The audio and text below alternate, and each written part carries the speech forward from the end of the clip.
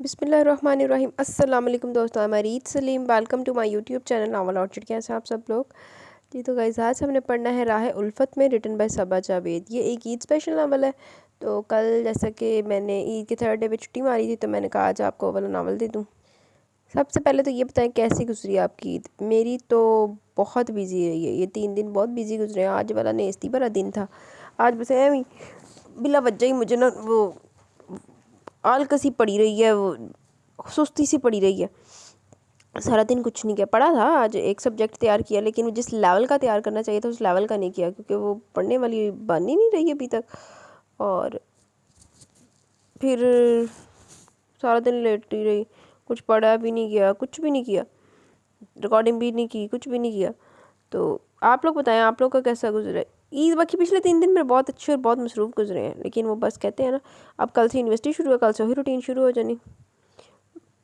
तो आए फिर पढ़ते हैं राह उल्फत में, रिटन बाय सबा जावेद। तो इससे पहले अगर आपने मेरे चैनल नावल ऑर्चिड को सब्सक्राइब नहीं किया, सब्सक्राइब कर लें, साथ में बेल आइकन भी प्रेस कर लें ताकि आने वाली वीडियो आपको मिलती रहे। Let's start our novel. हाँ तो फिर चौधरी रकीम हाशिर, क्या सोचा तुमने अनाबत बीबी के बारे में? मामला बिला वजह तवारत पकड़ता जा रहा है। अगर तुमसे ये मसला हल नहीं होता तो हमें दरमियान में आने दो, हम खुद इन लोगों से निपट लेंगे। चौधरी करीम हाशिर टांग पर टांग जमाए पूरे तमतरा को तमकन से अपने मखसूस गूंजदार लहजे में मुखातिब थे। चाय सर्व करती इरम के हाथों में वाज़ेह लर्जिश पैदा हुई। इन्होंने कनखियों से चौधरी करीम हाशिर की तरफ देखा, जो उनके शौहर से 14 साल बड़े थे। इनके बेहद सफ़ेद रंगत, सफ़ेद और कहीं कहीं से झांकते काले दाढ़ी के बालों के पीछे छुपी थी, मगर इस चेहरे की असलियत से वो खूब आशनाई रखती थी। चौधरी रकीम हाशिर के चेहरे पर तारीक साए मंडला रहे थे। पेशानी पर तफक्कर लकीरों से सलवट ज़दा थी। सब कुछ पुरपेच और उलझा हुआ था। आखिर कुदरत इन्हें वहीं ले आई थी जिससे वह गुज़िश्ता 19 बरस से भाग रहे थे। अजीब गंजलक थी। सब कुछ तय होने के बावजूद कोई नई तहरीर रकम होने जा रही थी, जिसे गुंदा होने से वो रोक नहीं पा रहे थे। वो ज़िंदगी में कभी चौधरी करीम हाशिर के ख़िलाफ़ नहीं कहते, वो ख़ुद भी हुक्म अतूली की ज़रूरत नहीं पाते थे, मगर यहाँ सवाल इनकी सगी औलाद की खुशियों का था। वो ख़ुद को इनके मुखालिफ खड़ा होने पर मजबूर पाते थे। चौधरी रकीम हाशिर का मुतालबा रद्द करना नागज़ीर हो गया था। वो लोग अनाबत के तलाक देने पर राज़ी नहीं। इन्होंने लगभग 1 साल से दोहराया जाने वाला जुमला मनो अन दोहराया। चौधरी करीम हाशिर के तासुरात में सख्ती पैदा हुई। इनके अल्फाज ने तंदी इख्तियार की। इतने से थे जब से तुम्हें संभाल रहे हैं हम। इन्होंने हाथ से इशारा किया। तुम्हें क्या लगता है रकीम हाशिर, हमें तुम्हारे टाल मटोल समझ नहीं आते? गुज़िश्ता 1 बरस से यही बहाना कानों में अंडेल कर हम सब्र कर रहे हैं, मगर हमें तुम्हारे तेवर ठीक नहीं लगते। अगर अनाबत बीबी की शादी हो भी गई है तो हम इसे नहीं मानते। तुम हमारे असूल और माहौल को खूब समझते हो रकीम साईं। फैसले की तखीर की वजह इरम बीबी और अनाबत बीबी है। बेहतर है तुम इन दोनों को भी समझा दो, जो चीज़ हमारी है हम इसे पाताल में भी नहीं छोड़ते। इनका अंदाज तहकमाना था, गोया वो कोई लचक दिखाना नहीं चाहते थे। बाबा साईं अब क्यों नहीं समझते? अनाबत का अशर और मुनीब, इसका कोई जोड़ है। ये इस मासूम बच्चे के साथ भी नाइंसाफ़ी और अनाबत के साथ भी ज़्यादती है। बाबा सिंह छोड़े इन खोखली रस्मों और झूठी शान को। मत भेंट चढ़ाएं इस मासूम बच्चों को अपने जागज़ी और परगांदा असूलों की। आप ये बात क्यों नहीं मानते? इन्होंने दबे दबे अल्फाज में इनके फ़ैसले की नफ़ी की, मगर लहजे में तलखी और सरकशी का अंसर कदरे नुमाया था। इनके फ़ैसले की तरदीद करके चौधरी रकीम हाशिर ने गोयन के अताब को आवाज़ दी। बहुत खूब रकीम साई, बहुत खूब। अब तुम हमें सही और गलत में फ़र्क समझाओगे, तुम हमसे बाज़पुरस करोगे। सब कुछ तुम्हारे इख्तियारात में होता तो अब तक तुम इन रवायात को, जो हमारी पहचान है, अपनी जिद्दत पसंदी की आग में झोंक चुके होते। हमारे असूलों को अपनी तरक्की की मिट्टी तले दफन कर चुके होते। तुम अपनी बेटी की खातिर हमारी शान को बेबुनियाद करार दे रहे हो। हमारी रवायात की पासदारी करने की बजाय इनकी खोखली और बेईमानी साबित करने पर तुले हो। हमने सदियों से अपने ख़ानदान की बेटी को इसी तर्ज पर ब्याह है। तुम्हारी बेटी के साथ कुछ नया नहीं होने जा रहा। हमारी रस्म को हमारी ज़िद मत बताओ, वरना बहुत पछताओगे। चौधरी रकीम हाशिर की आंखों में आंखें डालकर कहा। इनकी आंखों में उबलता गुस्सा गोया कोई कहर बर्पा करना चाहता था। इनकी आवाज़ में गोलियों की बहुत चाट थी, तो अंदाज में अटलो हतमी फैसले की सी मजबूती। बाबा साईं, इसकी शादी हो चुकी है, इन्होंने बेबसी से कहा। आवाज़ और निगाहें दोनों ही पस्त हो चली थी, गोया एहतजाज भरपूर नहीं था। इकरार नहीं हुआ था, लेकिन इनकार में भी शिद्दत नहीं थी। अजीब बेबसी का दौर था। वो अपनी बेटी के लिए कुछ भी नहीं कर पा रहे थे। इनके अंदर जवार भाटा चल रहा था। वह तमाम असूल, रवायात, रसूम तहस नहस कर देना चाहते थे, मगर सामने खड़ा शख्स इनसे 14 साल बड़ा होने के साथ इनका भाई भी था। वो इनके साथ महाजराई में मगन थे। अच्छा, भाई को बाबा साईं कह रहा है? हम नहीं मानते इस शादी को। क्या लिख कर दें तुम्हें? बहुत गलत फ़ायदा उठाया तुमने हमारी आज़ादी का। तुमने अपनी पसंद से शादी की, हमने मना नहीं किया कि यह रईसों का शेवा है। तुमने अपनी बेटी की परवरिश जदीद सतूनों पर की, हमने कड़वा घूंट भर लिया पिया, क्योंकि हम जानते थे कि आखिरकार अनाबत बीबी हमारी अमानत और इसे यहीं आना है। मगर तुमने बगावत की है रकीम साई। बेटियां हमारे यहाँ ख़ानदान से बाहर देने का रवाज नहीं है। तुमने हमारे एतमाद को सीने में बगावत का छुरा खोंपा है। तुम हमारे भाई ना होते तो ऐसी सज़ा देते कि धरती का सीना फट जाता। अगली बार जब हम आए तो मामला साफ़ होना चाहिए, वरना तलाक याफ्ता अनाबत बीबी ना सही तो बेवा तो हम ले ही जाएंगे। इनके अल्फाज दिल दहला देने के हद तक बेरहम और शफाक थे। इनकी आंखों में जुनून खेस इश्तियाल तैर रहा था। इनकी बातें नेज़े की अनी की तरह इरम और चौधरी रकीम हाशिर के वजूद में पेवस्त हुई थी। इनके अल्फाज थे या जहर में लिपटी खून को हकाए थे। कब में खड़ी अनाबत रकीम का दिल सीने में फड़फड़ा कर रह गया। लेकिन बाबा बस, रकीम साई हमारे कहर को आवाज़ मत दो। इन्होंने हाथ के इशारे से इन्हें कुछ भी कहने से बाज रखा। इनके कदमों की आवाज़ संगलाक पत्थर की तरह इरम अनाबत और चौधरी रकीम हाशिर के दिलों पर पड़ रही थी। तने हुए खदो खा लिए वो कदरे फड़के हुए वहाँ से रुखसत हो गए। मगर तमाम जुमला अफराद पर जामिद सुनाटा तारी हुआ था जैसे हर एहसास से रिश्ता टूटा था। अनाबत रकीम बहुत बेबसी से वापस अपने कमरे में गई। दिल में उबटते खौफ के साए इसकी रंगत में जर्दी खोलने लगे थे। खून जैसे बूंद बूंद निचोड़ लिया गया था। इस साहिर की डुबडुबाई सी तस्वीर इसकी नामलूद आंखों में निगाहों में उतरी। इरम मुलाजमा के साथ मिलकर अफ्तारी के बाद डाइनिंग टेबल पर खाना चुन रही थी। चौधरी रकीम हाशिर इशा की नमाज की अदायगी के लिए मस्जिद रवाना हो चुके थे। अनाबत रकीम और इरम इन्हीं का इंतज़ार कर रही थी। हर सू मुहीब सन्नाटे का राज था। महज बर्तनों की खटपट से माहौल में हल्का सा इर्तियाश पैदा हो जाता। मुख्तसर से अफराद पर मुश्तमिल अपना घर देखकर इसे भरा पूरा अब्सार हाउस याद आने लगा था। कोई भोली भटकी याद दामन भिगोने को बेताब थी। अनाबत रकीम को अपने अंदर अजीब सी वीरानियाँ उतरती महसूस हो रही थी। बहुत उकताकर वह लाउन से उठकर ग्लास डोर से खेलती लाउन में चली गई। हर शय पर तारीकी की राजधानी थी। इसे खामोश और पुरस्कार तारीकी बहुत भली लग रही थी। अनाबत रकीम ने लॉन में बिछी चेयर्स में से एक अपने लिए मुंतखब की और इस पर टिक गई। इसने टांगे पसार कर कुर्सी की पुष्ट पर टका लिया। नजरें आसमान के वसी सीने में महवे सफ़र तीसरे दिन के चांद पर थी। न जाने कैसी सरगोशों में मगन था। कमान की शक्ल इख्तियार की तीसरे दिन का चांद कभी बादलों के टूटते बिखरते स्याह टुकड़ों की ओट में हो जाता तो कभी इनको पीछे छोड़कर चुपके से फलक पर आश्कार हो जाता। दो नन्हे कतरे आंखों से रास्ता भटक कर आर्जिस भिगोने लगे। इसने दर्द की कोई लहर सीने में उठती महसूस की थी। कोई भूला बिसरा शख्स अपनी यादों के सावन में से भिगोने लगा, जिसकी पहली बार देखते ही दिल की धड़कन ने रफ्तार पकड़ी थी। इसके साथ की तमन्ना की थी। इसने बहुत करब से आंखें मीच ली, जिसे कुछ याद करना ना चाहती हो, मगर यादों पर इख्तियार कब मुमकिन है। अंधेरे से लिपटे साग दरख्त से अपनी ज़िंदगी की तरह मकमूम और उदास लग रहे थे। अजीब ज़िंदगी थी इसकी। खुशियाँ थी तो वो भी बेहिसाब, अब गम थे तो वो भी लामहदूद। अना जाने वो कितनी देर इन तकलीफ से ख्यालों और तस्वराती दुनिया में खोई रहती जब इरम की आवाज़ ने इसे हाल की तकलीफ में पटका। इसने पट से आंखें खोली और आंखें रगड़ती सीधी होकर बैठ गई। इस वक्त यहाँ क्या कर रही हो बेटा? इन्होंने बहुत मोहब्बत से इसके बाल समेटे। कुछ नहीं, बस पापा का वेट कर रही थी।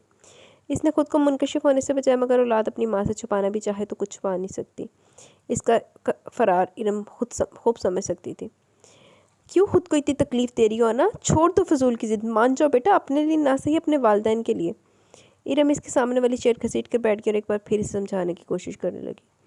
मैं कोई ज़िद नहीं करी मामा, मुझे जो ठीक लग रहा है मैं वही कर रही हूँ। इसने बहुत कठोरपन से कहा और रुख फेर गई।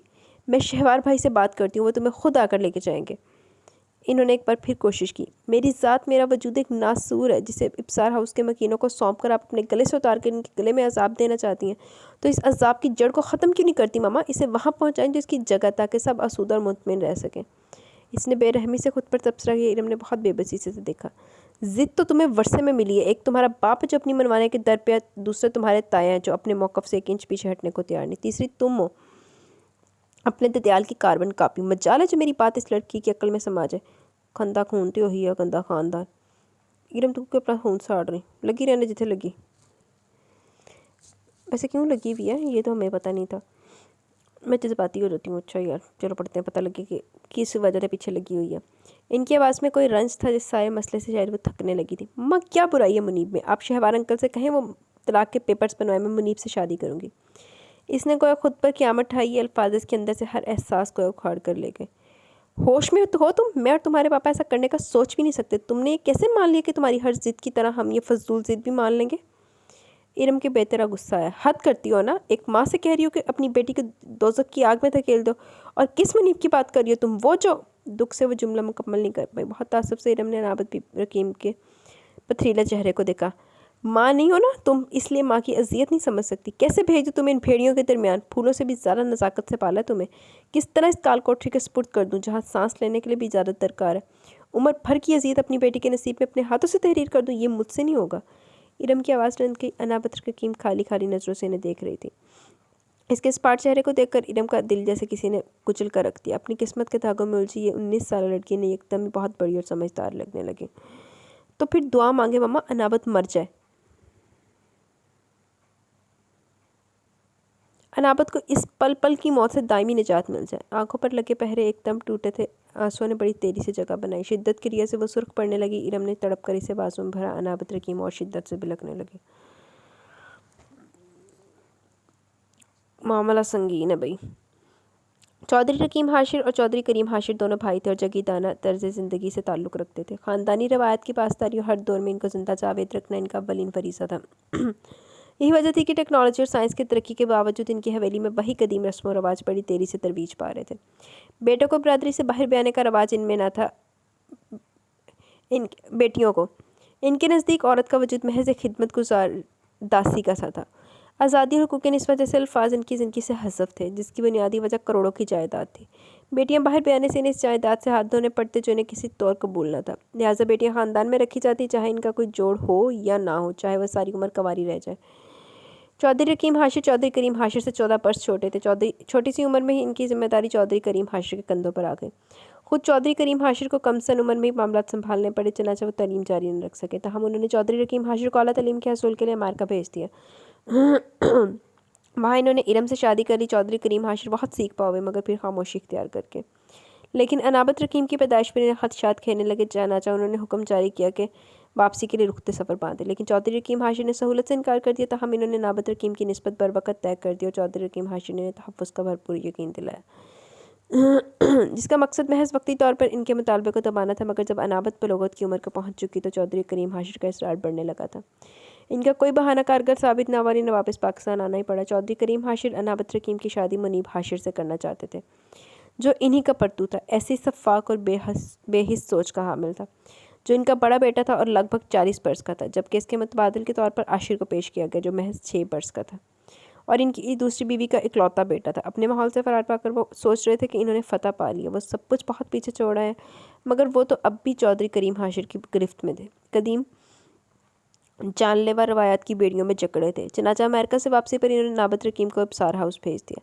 शहवार अबसार और रकीम हाशिर बेहतरीन दोस्त है। पाकिस्तान में इनके ताल्लुकात बहुत से लोगों से थे, मगर शहवार अबसार का शुमार इनके बेहतरीन और पुरएतमाद दोस्तों में होता था। चनाचा नाबत रकीम को वहाँ भेजकर वो खुद इरम के साथ गाँव रवाना हो गए, जहाँ चौधरी करीम इनके मुंतज़िर थे ताकि मुतवक्का सूरत हाल संभाल सकें। कितनी घटिया सोच है, या तो 40 साल का बुढ़ा तो या फिर 6 साल का बच्चा। तो साडी हीरोइन बीबी कह रही कि मैंने तलाक दवा के कर दो। तो मैंने लगता शवार साहब के घर ही विआह होया। किंजा प्लीज़ यार एक कप कॉफ़ी मिलेगी? धप से वह सोफे पर गिरती हुई इसने कहा। किंजा जो किताबों में मुँह दिए बैठी थी, एक लम्हा के लिए सर बरामद किया और फिर से अपने काम में मशगूल हो गई। अनाबत रकीम का पारा एकदम हाई हुआ। ये पास चल रहा मुझे लगता। चलो मेरे साथ किचन में खुद बना लूँगी, लेकिन तुम मेरे पास खड़ी रहना प्लीज़। इन बोरिंग बुक्स को बंद करो, तरस गई तुम्हारी आवाज़ सुनने के लिए। इसके सामने बिखरी किताबों को ज़बरदस्ती समेटते हुए इसने गोयल तचा की। किंजा की बेसाख्ता हंसी छूट गई। अच्छा ठीक है चल रही हूँ, लेकिन प्लीज़ अब रोने मत बैठ जाना। इसने संजीदा चेहरे को देखते हुए इसने गोया मजाक उड़ाया। उड़ा लो मजाक मेरा। क्या यार, सुबह से तुम लोग निकलते हो, शाम तक वापस आते हो, अकेले पड़े पड़े में बोर हो जाती हूँ। वापस आती हो तो भी किताबों में मुँह देकर बैठ जाती हो। क्या करोगी इतना पढ़कर? करना वही चूल्हा बर्तन ही है। अब वो इसे छेड़ रही थी। क्या यार ना काम करिए, या अल्लाह हमारे किचन की खैर करना। मीरम ने बड़े गलत वक्त पर एंट्री दी थी। तुम कब आए और किचन की खैर क्यों मांग रहे हो? मैं तुम्हें बदतरी का लगती हूँ? फोहड़ कहने की कोशिश कर रहे हो मुझे? तीखे तेवर लिए वो इसकी तरफ मुतवज्जा हुई। पहले इसका मूड ऑफ था। क्या मतलब कि मैं कहने की कोशिश करूँ? तुम हो ना? मीरम ने गोया जल्दी पर तेल का काम किया। चुप कर जाओ, बहुत पिटोगे मेरे हाथों। इसने धमकी दी और वो मुहाजराई में मसरूफ़ हो चुकी थी। किंजा मुस्कुराते हुए खुद कॉफ़ी बनाने लगी। अना लड़ाई छोड़ो और मेरे लिए भी एक कप कॉफ़ी बना दो। इसे तपाकर वह सुलह करने की कोशिश कर रहा था। जहर ना मिला दूँ कॉफ़ी में? वो जलकर बोली। जहर ना भी मिलाओ, तुम्हारे हाथ से बनी कॉफ़ी का जायका जहर जैसा होगा। मैं तो पीते लम्हे को प्यारा हो जाऊँगा। ये दुरुस्त था कि अनाबत रकीम अमूर ख़ानदारी के मामले में अनाड़ी थी, मगर वो कबूल नहीं करती थी अपनी इस कमज़ोरी को। लेकिन मीरा इसे हर दम छेड़ता रहता। हर रोज़ इसकी जंग इसका जंग मामूल का हिस्सा थी।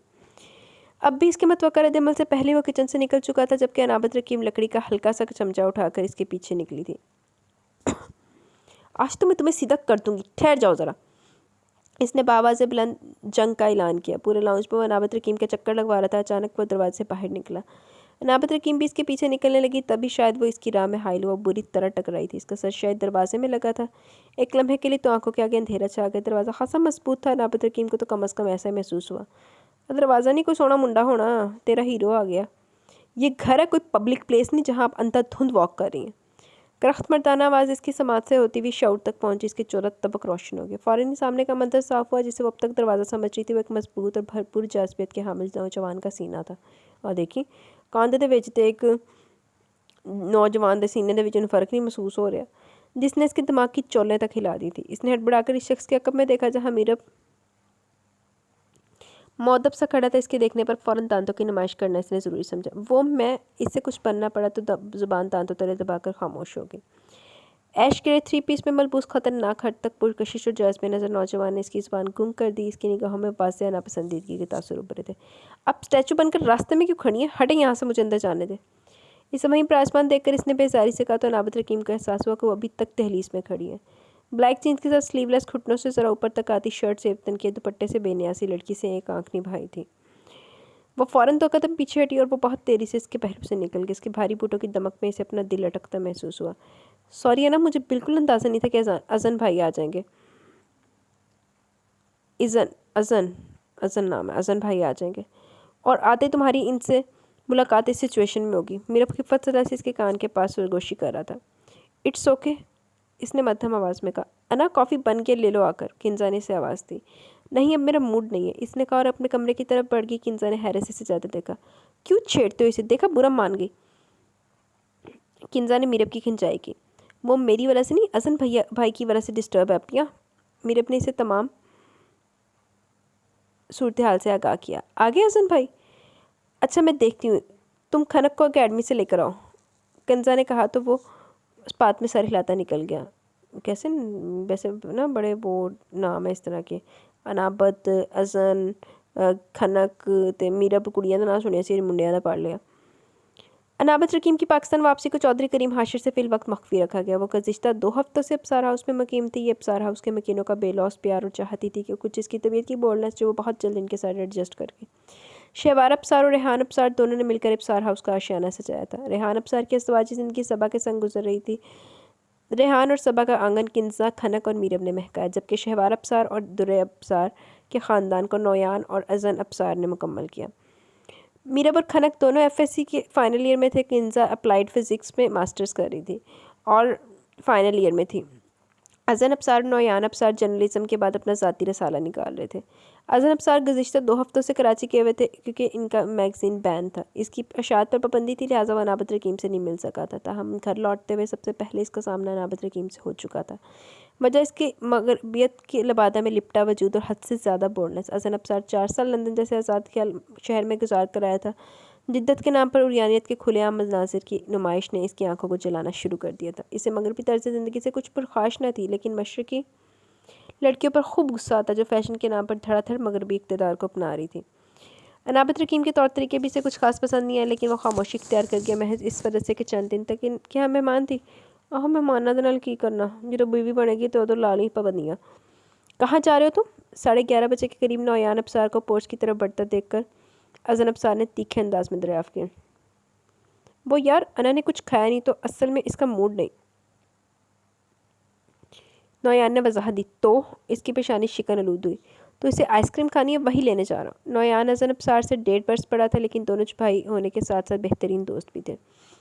नौयान और अज़न ने एक साथ दूसरे के माबैन कभी उम्रों का फ़र्क आने नहीं दिया। अजीब लड़की है यार, इतनी रात को आइसक्रीम की क्या तुक बनती है? आइसक्रीम से पेट भरता है क्या? इसने जलकर तबसरा के ऑफिस बैग मुलाजिम के हाथ अंदर भिजवाया और गेट के तरफ कदम बढ़ा दी, जिसका मतलब था वो भी नौयान के साथ जा रहा है। यार मेहमान है, मेहमान नवाज़ी तो करनी पड़ेगी। नौयान ने हल्का फुल्का अंदाज़ अपना मकसद इसका मूड बहाल करना था। और वो असवद रज़ा के केस का क्या बना? नौयान ने एक सियासी नाम लिया जिस पर अदारिया लिखने और रिपोर्ट करने के बाद इनके मैगज़ीन की अशात पर पाबंदी आयद कर दी गई थी। कुछ नहीं यार, मैंने भी इसे भीगी बिल्ली बना कर दम लिया। अब क्यों मुस्कुराए गए अपनी फ़तह पर खुश था। यार इन लोगों से पंगा लेना ठीक नहीं, और हम तो फैमिली वाले ज़रा काट छांट कर लिखा कर, कलम को कलम की तरह इस्तेमाल किया कर, खंजर की तरह नहीं कि जो पड़े बस कट कर गिर जाए। नौयान ने इसे हमेशा की तरह खबरदार करना चाहा। अच्छा छोड़ो इन बातों को, तुम बताओ तुम्हारा अनावत के बारे में क्या ख्याल है। इसने अचानक मौजू बदला। क्या मतलब? तीखे चतुन तने थे। राय ले रहा हूँ तुम्हारी, नौयान ने मतला किया। ठीक है, मतलब कुछ समझ नहीं आया। जानने पर मुसर हुआ। यार एक मेहमान की हद तक ठीक है, लेकिन अगर तुम पर्सनली पूछ रहे हो तो मेरी राय ऐसी लड़कियों के बारे में जानते हो। इसका इशारा नाबत रकीम के आज़ाद परवर माहौल की तरफ था। अच्छा तो अमेरिका में तरबियत पाने वाली लड़की से तुम अबाया पहनने की उम्मीद रखो तो ये फजूल सोच है। इसके बात का मतलब जानकर नौयान ने तंज किया। मैंने ऐसा तो नहीं कहा। तो फिर क्या कहा? तुम्हें क्या तकलीफ़ है नाबत के बारे में मेरी राय लेने की? बच्चा खासा चिढ़ गया। कितनी बेबाक है वो, तुम्हें भी सब पता है। अजनब सर कहना नहीं चाहता था, मगर नौयान ने कहलवा कर ही दम लिया। यार मैंने पहले भी कहा है, अमेरिका की पैदावार है तो इतनी बेबाकी की उम्मीद तो हमें रखनी चाहिए। इसने अनाबत रकीम का दफा करना चाहा। रिश्ता फिक्स करने लग गए जो इसकी नफासत पसंद भाई को कत्तन पसंद नहीं आई थी। तुम इसका दफा क्यों करो? इसने तीखेपन से पूछा। यार वो बहुत फ्रेंडली है। नौयान फिर गोया बा। तुम इसके बारे में मुझसे बहस मत करो। तुम सब लोग तो पता नहीं क्यों इस छटांग भर की लड़की के ज़्यादा तले का दब गए हो। गुम हो, हर चीज़ से बेखबर हो गए। चंद दिन तक इस लड़की को बर्दाश्त करना पड़ेगा, इसके बाद तो इसे यहाँ से जाना है। इसने जैसे खुद को तसल्ली दी। और अगर सारी उम्र के लिए पल्ले पड़ गई तो? मतलूबा आइसक्रीम की पैकिंग का ऑर्डर देते इसने शरारत से कहा। किन्जा को बताऊंगा कि तुम्हारे इरादे नेक नहीं है। अजन अफसार ने इसकी बात पे इसे ही पकड़ा। अरे ना कर यार, मैं निकाहशुदा बच्चा और वैसे भी वो मुझे खनक की तरह ही प्यारी लगती है। इसने फ़ौरन अपना कानूनी रिश्ता वाज़ेह किया। किन्जा और नौयान का 2 साल कबल निकाह हो चुका था और किन्जा के फाइनल सेमेस्टर के बाद बाकायदा रुखसती और वलीमे की तकरीब होना करार पाई। और मैं तुम्हें शुतर बेमहार लगता हूँ, हया के अलावा किसी के बारे में सोचना भी नहीं चाहता। इसने अपनी मंगेतर का नाम लिया। कोई बाज़ाब्ता ऐलान तो नहीं था, लेकिन दोनों घराने कुछ ऐसा इरादा रखते थे। हया इनकी खालाजाद कज़न थी, लिहाजा अपनी अपनी जगह वो माइंड मेकअप कर चुके थे। वाह एक मुंडा मंगनी शुदा, एक नकाहशुदा, लेकिन बलिदा बकरा बनेगा मंगनी शुदा। अजन भाई तैयार रहे। ये तो कोई तोजी नहीं। फिर भी अगर ऐसा कुछ हो जाता है तो? अजन अफसार ने गुस्से से मुठ्ठियाँ भेजी। इसका मजाक से कदरे नागवार गुजरा था। तुम्हारा दिमाग तो ठीक है, तुम क्यों फजूल में नामा खोल कर बैठ गए हो? तुम मुझे 17-18 साल की लड़की से मंसूब करो जिसे मैं मैनर्स नाम की कोई चीज़ नहीं है, जो भी बचपने से बाहर नहीं आई। वो मेरी तबीयत से 1% भी नहीं मिलती। इसे देखते मेरा खून रगों में उबलने लगता है। एक लम्हे के लिए मैं इसे हंसी खुशी बर्दाश्त नहीं कर सकता, कजा के सारी उम्र। जिसके साथ इसकी शादी होगी वो यकीनन कोई अबनॉर्मल इंसान ही होगा। इसके मजाक में कही गई बात अजन अफसार को तलवों लगी और सर पर पूछी। अच्छा छोड़ यार, जस्ट रिलैक्स, मैं तो महज मजाक कर रहा था, और वैसे भी हालात संभलते ही रकीम अंकल इसे वापस बुला लेंगे। नौयान अफसार ने इसके गुस्से को ठंडा करना चाहा। वो आइसक्रीम पार्लर से बाहर निकल रहे थे। अच्छा रहमान अफंदी से इंटरव्यू की डेट फाइनल हुई? इसने इसकी तवज्जो ऑफिस के अमूर की जानिब मबसूल करवाई। हाँ यार, डेट और टाइम दोनों मिल गए। नाबत रकीम को अपने जहन से झटकते हुए इसने नौयान अफसार को तफसीलें लगा करते हुए कहा। यार जिस चीज़ से पीछे भागते हो ना, जिस चीज़ को चिड़ चिड़ के ना भागते हो ना, हमेशा वही चीज़ पीछे आती है। तो बी केयरफुल अजन साहब। मुझे लॉन्ग ड्राइव पर जाना है। वो अजन अफसार के सामने खड़ी यूँ फरमाइश कर रही थी जैसे दोनों बरसों के रकीक हों। हुन बेइज्जती हो नहीं दी। ढीला ढाला कॉटन का ट्राउज़र और स्किन टाइट की शर्ट पहने वो इसे जहर से भी ज़्यादा बुरी लगी। गुज़िश्ता 2.5 माह में ये दिन की पहली रूबरू गुफ्तगू थी। इनके कप में रिदा भी खड़ी थी। ये कौन सा वक्त है इस फजूल फरमाइश का? अजन अफसार ने इसकी त्वचा वक्त के बहते धारे की तरफ मबजूल करो। 12 बज रहे थे। वो सिर्फ रिदा की वजह से तहम्मुल से काम ले रहा था, वरना इसका ऐसा कोई इरादा नहीं रखता था। मगर इसके चेहरे के भड़कीले तासुरात अनाबत रकीम को सब कुछ पावर करवा रहे थे। अना बेटा, आप अपने रूम में चलो, मैं इससे बात करती हूँ। इसके मूड के ज़रिए से रिदा ने जल्दी से कहकर इसे रुखसत किया तो बस बात में सर लाती वापस हो गई। ये कोई वक्त नहीं ऐसे चौंचलों का, मैं इसे कहीं नहीं लेकर जा रहा। इसके निकलते इसने तमाम लिहाज बलाए ताक रखते हुए तड़क कर कहा, ले जाओ अजन, तो इसने तुम्हारे पापा से परमिशन ली है। रिदा ने हलावट मेज़ लहजे में कहा तो अजन अफसार को तो जैसे पतंगे लग गए। सो व्हाट मामा, पापा ने इस लड़की की खातिर हमारे घर के असूल बदल दिए। कहा लड़कों को 12 बजे के बाद घर से निकलने की इजाज़त नहीं, वहाँ इसे लॉन्ग ड्राइव की इजाज़त दी जा गई है। पिछले 2.5 माह से मैं इस लड़की को बर्दाश्त करूँ, मगर अब मज़ीद नहीं कर सकता। इसकी आवाज़ कदरे बुलंद थी। आवाज़ धीमी रखो, मेहमान है वो यहाँ, इसकी ज़रूरतों का ख्याल रखना हमारा फ़र्ज़ है। तन्हा बेटी को इतने सारे अजनबियों के दरमियान रकीम भाई ने तुम्हारे पापा के भरोसे भेजा है। इसकी ख्वाहिशात का ख्याल हमें ही करना है, और मगर तुमने तो अव्वल दिन से न जाने क्यों बच्ची से बैर बांध लिए। रिदा ने इसकी दुर्गत बनाना लाजमी समझा। चलो बात ही ख़त्म। अजन अफसार ने जलकर सोचा। तो यही कोशिश, सीधे मुँह बात तक नहीं की कभी तुमने। बाकी बच्चे भी एग्ज़ाम्स में मसरूफ़ है, सारा दिन हम इसे बहलाते रहते हैं। खूब ही कंपनी दे रहे हो तुम बहन भाई मिलकर इसे। इन अजन के साथ साथ बाकी सब पर भी गुस्सा आया था। कहीं से मेहमान लगती है वो आपको? इसने चिढ़कर कहा। मुझे मत समझाओ, तुम ले जा रहे हो या नहीं? नौयान भी आउट ऑफ सिटी है, वरना इसे कह रही थी। इसके तेवरियों को नज़रअंदाज करती वो दृष्टि से बोली, ले जा रहा हूँ इसको, लेकिन इसे कह दे कोई ढंग का लिबास पहन ले, ऐसे ऊट पटांग हुलिये में इससे मैं कहीं नहीं लेकर जाऊँगा। इसने साफ लफ्ज़ों में अपना मुतालबा बताया और चेंज करने के लिए वॉशरूम में घुस गया। रिदा ने फ़ौरन इसकी बात मान ली, गनीमत था कि वो मान गया। कुछ ही देर में वो कफ मोड़ता हुआ पोर्च तक आया जहाँ नाबत रकीम पहले से मौजूद थी। जीन्स के साथ लॉन्ग शर्ट पहने, बटा से दुपट्टा ओढ़े वो काफ़ी हद तक माकूल लग रही थी। दुपट्टा आधा कंधे पर छूल रहा था, आधा ज़मीन की ज़ीनत बना हुआ था। ज़ैनब सार के साथ फ्रंट सीट पर बैठते न जाने की उसकी धड़कन की रफ्तार बढ़ गई। अपनी बेतरतीब धड़कनों को संभालती हुई बज़ाहिर बहुत पुरअतमाद नजर आने की कोशिश कर रही थी। क्या प्रॉब्लम थी इन कपड़ों में? अच्छे भले तो थे, आप भी हद करते हैं। बात तक करना मुझसे पसंद नहीं करते, मेरी ड्रेसिंग पर कितनी तनकीद करते हैं। हंस आते जिसने खुले डुले अल्फाज में अपना ख्याल जाहिर किया। ज़ैनब सार को बेहद गुस्सा है, जिसका इज़हार इसने गाड़ी की स्पीड बढ़ाकर किया था। सड़कें वीरान और खामोश थी। सुबह जहाँ ट्रैफिक के इज़्तिहाम होते थे वहाँ तारीकी और खामोशी मिलकर कोई पूरी स्टार्ट दास्तान पेश कर रही थी। अनाबत रकीम बहुत दिलचस्पी से बाहर अंधेरे को देख रही थी। गाड़ी तो आहिस्ता दिखलाएं, कुछ भी समझ नहीं आ रहा, सब कुछ एक दूसरे के पीछे जैसे भाग रहा है। इसने हुक्म सादिर किया, मैं तुम्हारे ऑर्डर का पाबंद नहीं हूँ, चुपचाप बैठी रहो। इसने तड़क कर कहा तो अनाबत रकीम ने रुख मोड़कर नेवी ब्लू और स्काई ब्लू कंट्रास्ट की जीन्स शर्ट में मलबूस इस बेहद वजी शख्स को देखा, जिसे देखते ही इसका दिल अजीब अजीब ख्वाहिश करने लगा था। वह दानिस्ता तौर पर इसे नज़र भर कर देख भी नहीं पाती थी। बहुत बुरी बात है, मेहमानों की मेहमान नवाजी खुंदा पेशानी से करनी चाहिए।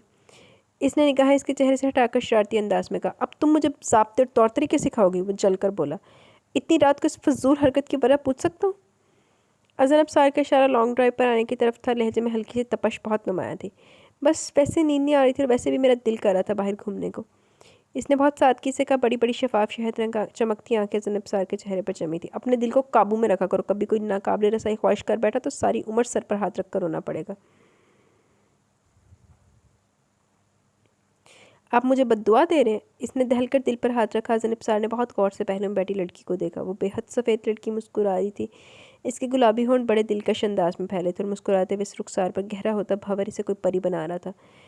सोडियम लाइट में इसकी गोरी रंगत इस मध्यम रोशनी को शिकस्त दे रही थी। ज़ैनब सार के गुस्से पर एकदम ही जैसे ओस पड़ी, इसने सख्ती से लब भेज कर खुद को कुछ भी कहने से बाज रखा था। वो काफ़ी देर का इसके बोलने का इंतज़ार करता, लेकिन इसकी मुकम्मल खामोशी से बिलाखिर रुख मोड़कर इसे देखना पड़ा। वो सर झुकाए बेआवाज़ रो रही थी। ज़ैनब सार को समझ नहीं आया कि इसने नाबत रकीम से क्या सख्त बात कह दी जो वो यूँ रो रही थी। ज़ैनब सार ने गाड़ी की स्पीड आहिस्ता और कदरे किनारे पर जाकर ब्रेक लगा दी। ब्रेक लगते ही वो गाड़ी से बाहर निकल गई। इसके आंसू में रवानी आई। ज़ैनब सार भी कोफत ज़रा सा इसके पीछे है। अगर तुम्हें फास्ट ड्राइविंग से डर लगता तो तुम्हें मुझे बताना चाहिए था। ज़ैनब सार यही क्यास कर पाया कि शायद तेज़ रफ्तारी गाड़ी दौरान इसकी वजह से खौफज़दा है। नहीं, मुझे फास्ट ड्राइविंग से डर नहीं लगता। इसकी गलतफहमी दूर करना इसने भी ज़रूर समझा। इसकी आवाज़ रोने की वजह से हल्की सी कपकपाहट थी। तो फिर ज़ैनब सार जैसे सारे मामले से उकताने लगा था। वो मुझे मॉम और डैड याद आ रहे हैं, अनावत रकीम ने हिचकिचाते हुए से बताया। ज़ैनब सार की आंखें हैरत से फैली थी। वो मैं घर में रोती तो अंकल और आंटी किंजा वगैरह परेशान हो जाते, इस वजह से मैंने इसने गुस्से के पेश नज़र इसने फ़ौरन वजाहत दी और ज़ैनब सार को सही मानों में अंदाज़ा वो अभी कितनी बच्ची है और अब यूँ मैं परेशान ना होता। ज़ैनब सार ने सवालिया अंदाज में कहा। नहीं, आप परेशान नहीं होते, इसने साहब कोई से कहा। तो फिर क्या होता? ज़ैनब सार ने बड़े इत्मीनान से सीने पर हाथ बांधे। इसके जवाबात काफ़ी दिलचस्पी के हामिल थे। आप गुस्सा करते जैसे अब करें। इसने साहब कोई की हद कर दी। बहुत बेजारी कोफत के बावजूद इसका मूड खुशगवार होने लगा था। वैसे तुम तकिए में मुँह छुपाकर भी तो रो सकती थी। ऐसी मसलूमियत के दौर में अक्सर लड़कियाँ तकिए को ही सराब करती हैं। डैशबोर्ड से टिशू निकाल के इसे थमाते हुए ज़ैनब सार ने कीमती मशवरे से नवाजा। नहीं, मुझे तकिए में रोना नहीं आता, नाक रगड़ते हुए इसने कहा। अच्छा, अब चलें या कोई और कोटा बाकी है रोने का? चले, मैं तो बस वो खज्जल सी हो गई। वापसी का पूरा रास्ता वह खामोश है, मगर ज़ैनब सारा पहले की तरह सुलग नहीं रहा था। कोड़ी तो तेन कुछ नहीं कह रही, आप ही सड़ के अपना खून साड़ के सत्यानाश किया है जी। फटकार बरस जानी तुम्हारे मुँह पे ज़ैनब सार साहब। सड़ के ना खून साड़ के अपना तू काला स्याह होए ना। तेन अनाबत ने भी मुँह नहीं लाना। 3 बजे खुद ब खुद इसकी आंख खुल गई। कमरे की लाइट ऑन थी। वो एक ही जस्ट में उठकर बैठ गई। वो 3 छींटे चेहरे पर मारने के बाद तेरी से कमरे से बाहर निकले। किंजा इसे लाबी मिल गई। इसने चारों तरफ नमाज के स्टाइल में दुपट्टा लपेटा हुआ था। तुम उठ गई? मैं तुम्हें बुलाने जा रही थी। इसको देखते ही इसने खैर मुकदमी मुस्कुराहट से नवाजा। हाँ यार, मैं तो एक एक मिनट गिन गिन कर सहरी के टाइम का इंतज़ार कर रही हूँ। इतने सारे लोग नोक छोक और मुस्कुराहटें देखकर मुझे बहुत अच्छा लगता है। इसने मुस्कुराते हुए पूरी सच्चाई से इतराफ़ किया। रमज़ान मुबारक का मुक़द्दस महीना शुरू हो चुका था। ऐसे सही मानों में महसूस हो रहा था जैसे इस घर में बरकतों का नज़ूल शुरू हो चुका है। इसे इस घर के हर फर्द में अजीब सी कशिश महसूस होती थी। न जाने क्यों से अब्सार हाउस और इसके मकीनों से बहुत उनसियत हो चली थी। क्योंकि तुम खुद बहुत अच्छी हो इसलिए तुम्हें हम भी अच्छे लगते हैं। किंजा ने इसे किसी छोटे बच्चे की तरह पिचकारा तो वो खिलखिलाई। तुम किचन में चलो, मैं अज़न भाई को उठाने की कोशिश करती हूँ। इसने अनाबत रकीम से कहा। इसने महसूस किया कि अज़न अब्सार सहरी के बगैर ही रोज़ा रखने का आदी था। आज चौथा रोज़ा था और गुज़िश्ता 3 रोज़ में एक बार भी इसने अज़न अब्सार को सहरी के लिए आते नहीं देखा था। जैसे तुम उठाओगी वैसे तो खनक भी नहीं उठेगी। इतनी आहिस्ता तो आवाज़ है तुम्हारी, और अज़न अब्सार क्या खाक उठेंगे? इसने खफीफ सा तंज किया। तो क्या करूँ, ढोल बजाऊँ कानों के पास? वो मुस्कुराते हुए बोली। आज मैं मिस्टर अज़न को उठाऊंगी और देखना ज़िंदगी भर याद रखेंगे। इसने इरादा बांधा। क्या करेंगी आप मोहतरमा? अज़न अब्सार के कमरे के करीब जाकर वो रुक गई।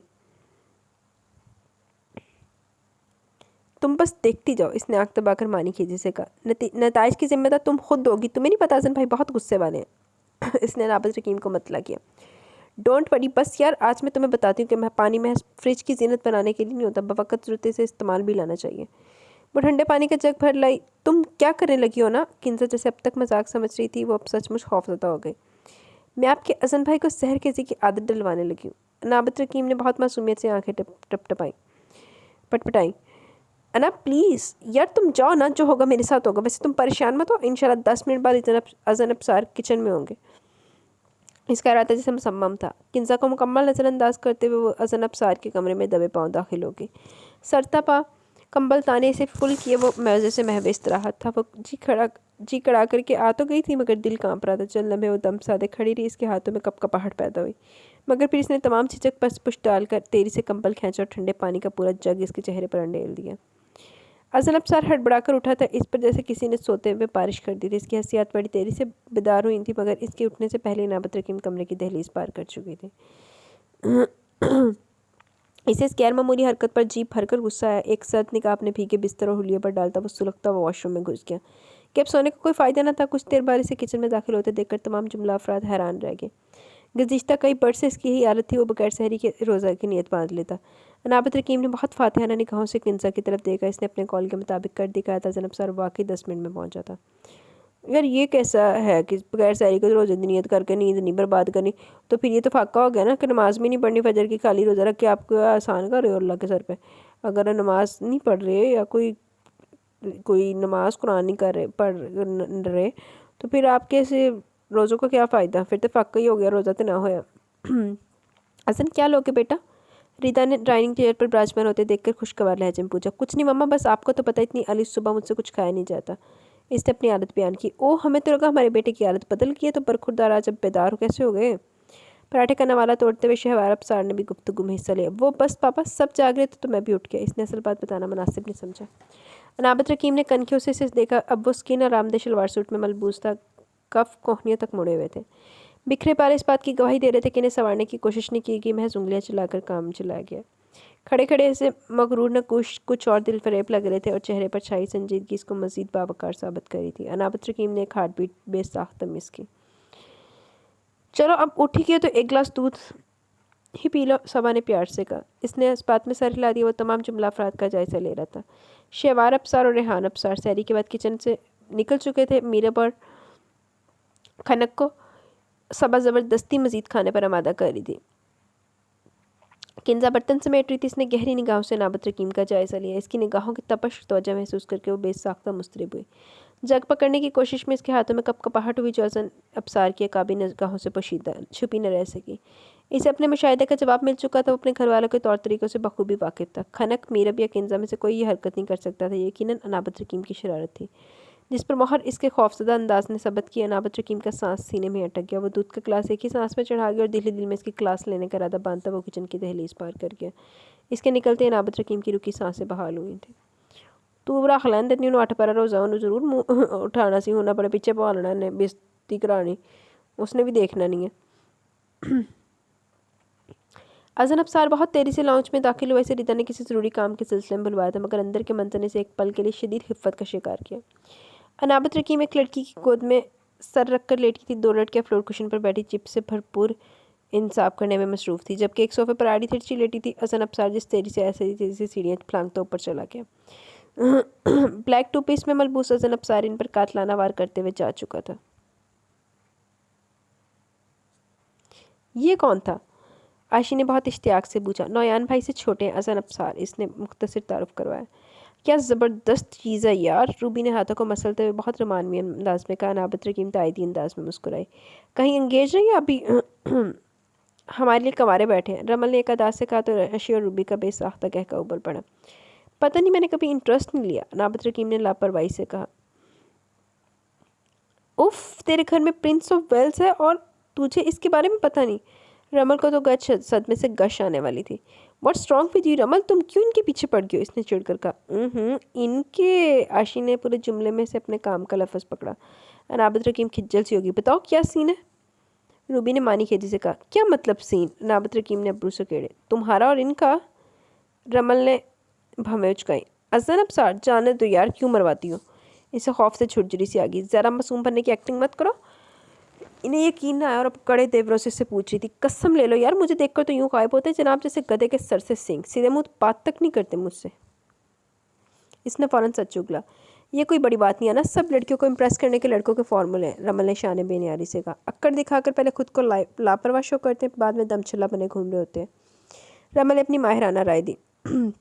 वैसे ना यार, जितनी तुम खूबसूरत हो मौसूफ, दिल ही दिल में ख्वाहिश तो ज़रूर रखते होंगे, बस इकरार से डरते हैं, रूबी ने लुकमा दिया। नहीं, मुझे ऐसा नहीं लगता, नाबत रकीम ने फ़ौरन तरदीदी बयान जारी किया। ठीक है, फिर तो मेरा चांस लग सकता है, आशी ने कद्दे तरसे हुए लहजे में वो तीनों मुस्कुरा दी। नहीं है वो ऐसे, तो इन्हें अपना बना लो अनार मैडम, इन पर रास्ता तंग कर दो, इन्हें चारों शाने चित कर दो, रूबी ने मशवरे से नवाजा। नहीं, ये मुनासिब नहीं, वो हिचकिचाई। कम ऑन, वो यकीनन तुम्हारे सिग्नल के इंतज़ार में, इधर तो लचक दिखाओ, इधर तुम लचक दिखाओ और उधर मासूफ आपके कदमों में ढेर होंगे।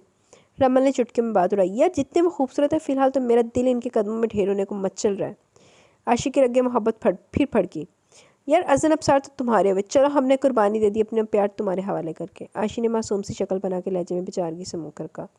क्या इनका कोई और भाई है? इनके लहजे में बड़ी शरीर सी आस थी। हाँ है, अनाबत ने भी इसी के अंदाज में कहा। वाह, फिर तो कमाल हो गया, आशी ने खुशी से लोटपोट होते हुए कहा। लेकिन वो निकाहशुदा है। नाबत रकीम ने इसके अरमानों पर रोज़ के लाई, इसका लटकता चेहरा देखकर वो तीनों बेसाख्ता खिलखिलाई। कुछ ही देर पर आशी की हंसी की गूंज भी इनके गहकों में शामिल थी। यार, ये जो ऐसी की दोस्ती होती है ना, जो जेन ख़राब करती हैं, आपका बंदा चंडा मारे। सूरज की किरणें अलविदा कहती हुई दीवारों से ढल रही थी जब अज़न अब्सार ऑफिस से लौटा था। रिदा और सबा ने सख्ती से इन्हें अफ्तारी से कबल लौटाने की तंबीह की, लिहाजा वो मुकर्रर वक्त से पहले पहुंच चुके थे। अज़न अब्सार फ्रेश होने की गर्ज से अपने कमरे में अंदर दाखिल होते इसकी नज़र बैठ के वस्त में पड़े एक बेहद खूबसूरत बुके और इसके नीचे रखे कार्ड पर पड़ी। इसने फितरी तजस्सुस के हाथों मजबूर होकर कार्ड उठाया। इस पर सुनहरी रंग से फॉर माई लव लिखे अल्फाज दर्ज थे। इसके अंदर से खोलकर तहरीर पर नजर दौड़ाई तो गुस्से की शदीद लहर इसके वजूद में दौड़ गई।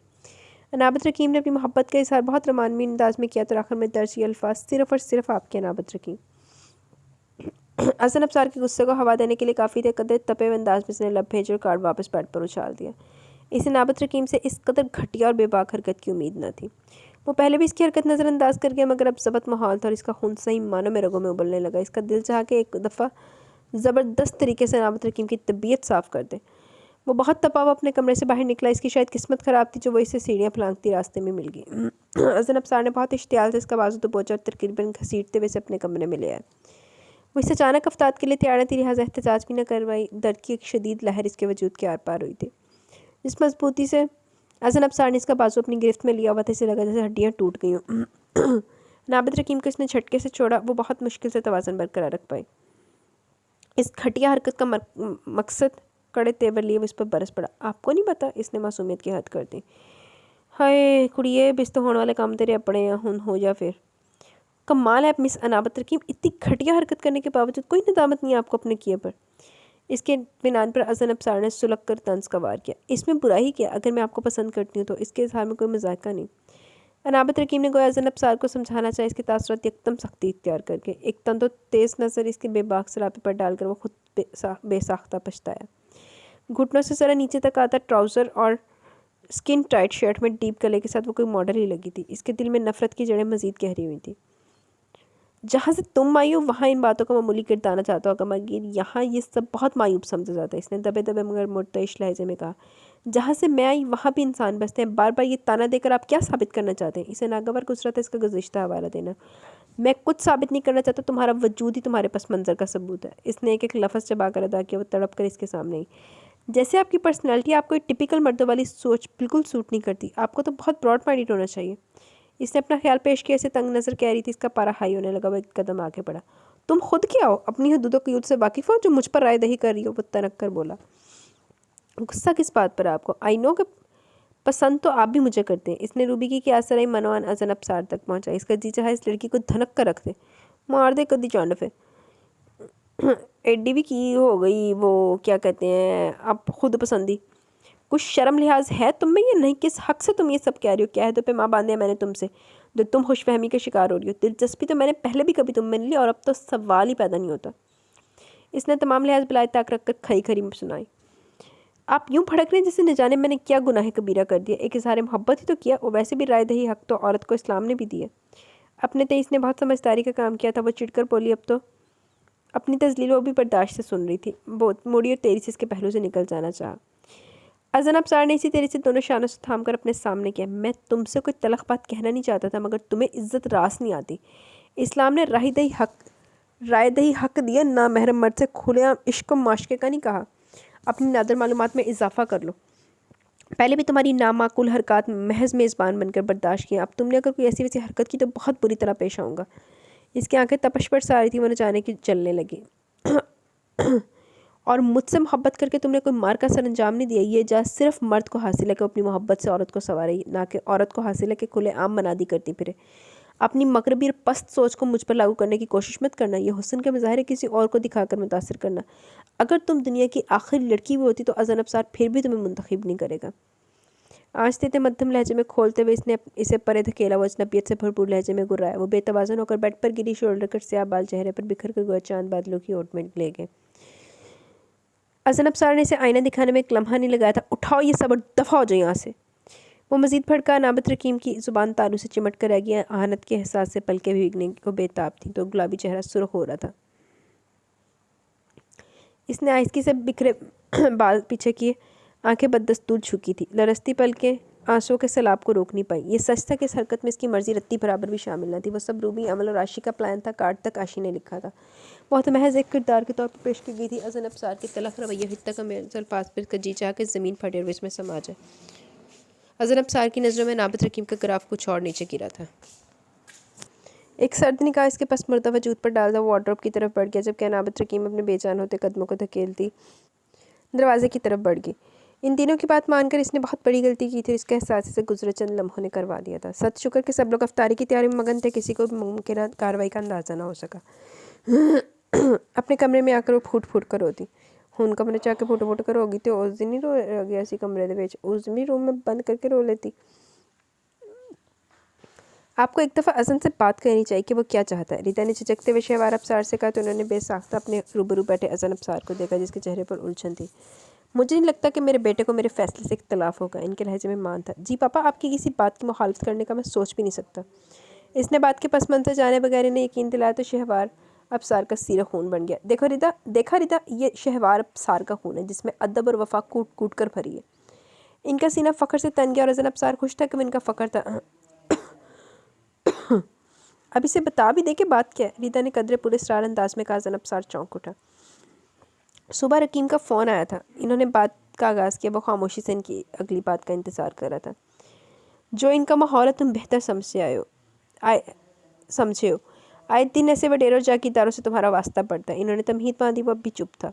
चौधरी करीम हाशिर के इल्म में आ चुका कि नाबत पाकिस्तान में, अब इसे वापस हवेली बुलाना चाहते। तो इसमें गलत क्या पापा? आखिर तो इसे यहाँ से जाना ही था। प्रॉब्लम क्या है? इसने लबकुशाई की। प्रॉब्लम यह है कि वहाँ वो इसकी शादी कर देंगे। इनकी आवाज़ मध्यम थी। अजन अबसार ने उलझ कर शहवार अबसार को देखा। प्रॉब्लम यह है कि हवेली जाने की सूरत में इसकी शादी ऐसे शख्स से कर दी जाएगी जो इसे 22 बरस पड़ा है, जो 4 बच्चों का बाप है। दूसरा ऑप्शन एक 6 साल का बच्चा है। इनके लहजे में गहरा दुख था। तफसीलात जानकर इसे खुद भी सदमा पहुंचा, मगर ऐसे बहुत से केसेस से वो वाकिफ़ था। तो इन सब बातों का हमारे साथ क्या ताल्लुक? मिलाकर शहवार अबसार से मतलूबा मौजू तक ले ही आए। बेटे रकीम चाहता है कि अना बेटी की शादी तुमसे कर दी जाए। वो अपनी बेटी को इस जुल्म से बचाना चाहते हैं, और इनकी ख्वाहिश कुछ गलत भी नहीं। हर बाप को हक है कि वो अपनी बेटी के मुस्तकबिल को महफूज कर सके। रकीम ने मुझसे मदद मांगी तो मैं इनकार नहीं कर सका, और अगर इकरार किया तो सिर्फ इसलिए कि मुझे तुम पर एतमाद था। मेरे फैसले तुम्हारी फरमाबरदारी की वजह से अज़न, और तुमने साबित किया कि मेरा तुम पर मान गलत नहीं था। इनके लहजे में अनोखी खुशी थी। अब इनकार की गुंजाइश कहाँ थी? तमाम मामला तो तय थे। पापा, हम इसकी शादी किसी और जगह भी तो कर सकते हैं। बहुत सोचकर इसने कहा वो मानता था कि अनाबत रकीम के साथ गलत हो रहा है, मगर वो खुद कुर्बानी देने का इरादा नहीं रखता था। अहो आकर बलिदा बकरा बने।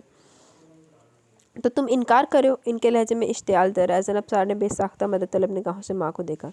अज़न ठीक कह रहा है, हम किसी अच्छी फैमिली में इसका रिश्ता कर सकते हैं। फिर मैं सानिया को क्या जवाब दूंगी? हया को हमेशा मैंने अपनी बहू के रूप में देखा है। रिदा ने अपनी परेशानी जाहिर की। कमाल करती है रिदा आप भी, और इसने हमसे मदद मांगी और हम इसे दूसरा दर्द दिखा देता। मैं इसे दूसरा दर्द दिखा देता हूँ। चले एक लम्हे के लिए मैं आपकी बात मान लेता हूँ, तो इतनी जल्दी अच्छी फैमिली और लड़का मैं कहाँ से तलाश करूँ? अगर वो मिल भी चाहते तो इतनी जल्दी निकाह या शादी की तो क्या तो जी पेश करूँगा? और हालात जानने के बाद इन्होंने अना को सपोर्ट करने से इनकार कर दिया तो इसे वापस वहीं जाना पड़ेगा। इस सारे मसले को तोल देने का फिर फ़ायदा? इन्होंने तफसील से जवाब देकर रिदा को कायल करना चाहा। लेकिन मैं ही क्यों पापा? वो झुंझलाया। तो क्या नयान होगा जो निकाहशुदा, या मीरब होगा जो इससे 1.5-2 साल छोटा है? शहवार अफसार ने तीखे अंदाज में पूछा। वह लब कुचल कर रह गया। इसे समझ नहीं आ रहा था कि अपनी उलझन कैसे बयान करे, अपने हक में कैसे लड़े। इतना बड़ा कॉलम निगार और किसी तादाद में शाया होने वाले माहनामे के एडिटर के पास अपने महाज में लड़ने के लिए ना तो दलाइल थे ना अल्फाज। शहवार अफसार के वो हमेशा करीब रहा था। वो इनसे अपनी बात बहुत मानो मोहब्बत से मनवा दिया करता था। अब इनके फैसले को रद्द करना इसे बहुत मुश्किल लग रहा था। अजीब कैफियत थी। वो बुरी तरह उलझा था। कोई राह फरार न थी। अनाबत रकीम तो वबाल जान बन गई थी। तो फिर मैं इस खामोशी का क्या मतलब समझूं? अब की बार इनका यकीन डोलने लगा। ज़ैनब साथ तड़प उठा। आपने अगर कोई वादा किया तो मैं इसे ज़रूर पूरा करूँगा। मैं आपको कभी नाराज़ नहीं कर सकता पापा।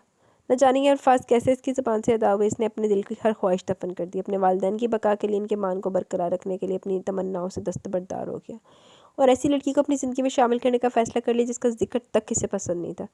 आई am proud of you my son. मुझे तुम पर फ़ख्र है मेरे बेटे। शहवार अफसार ने इसे बहुत पुरजोश अंदाज में सीने से लगाया। इनकी आवाज़ से महकती खुशियों की नवीद ने इसकी हिम्मत बंधाई थी। इनके मान और वक़ार का कायम रखने के लिए इसने खुद अपनी ज़ात दाव पर लगाई थी। एक्सक्यूज़ मी पापा, मुझे कुछ काम है।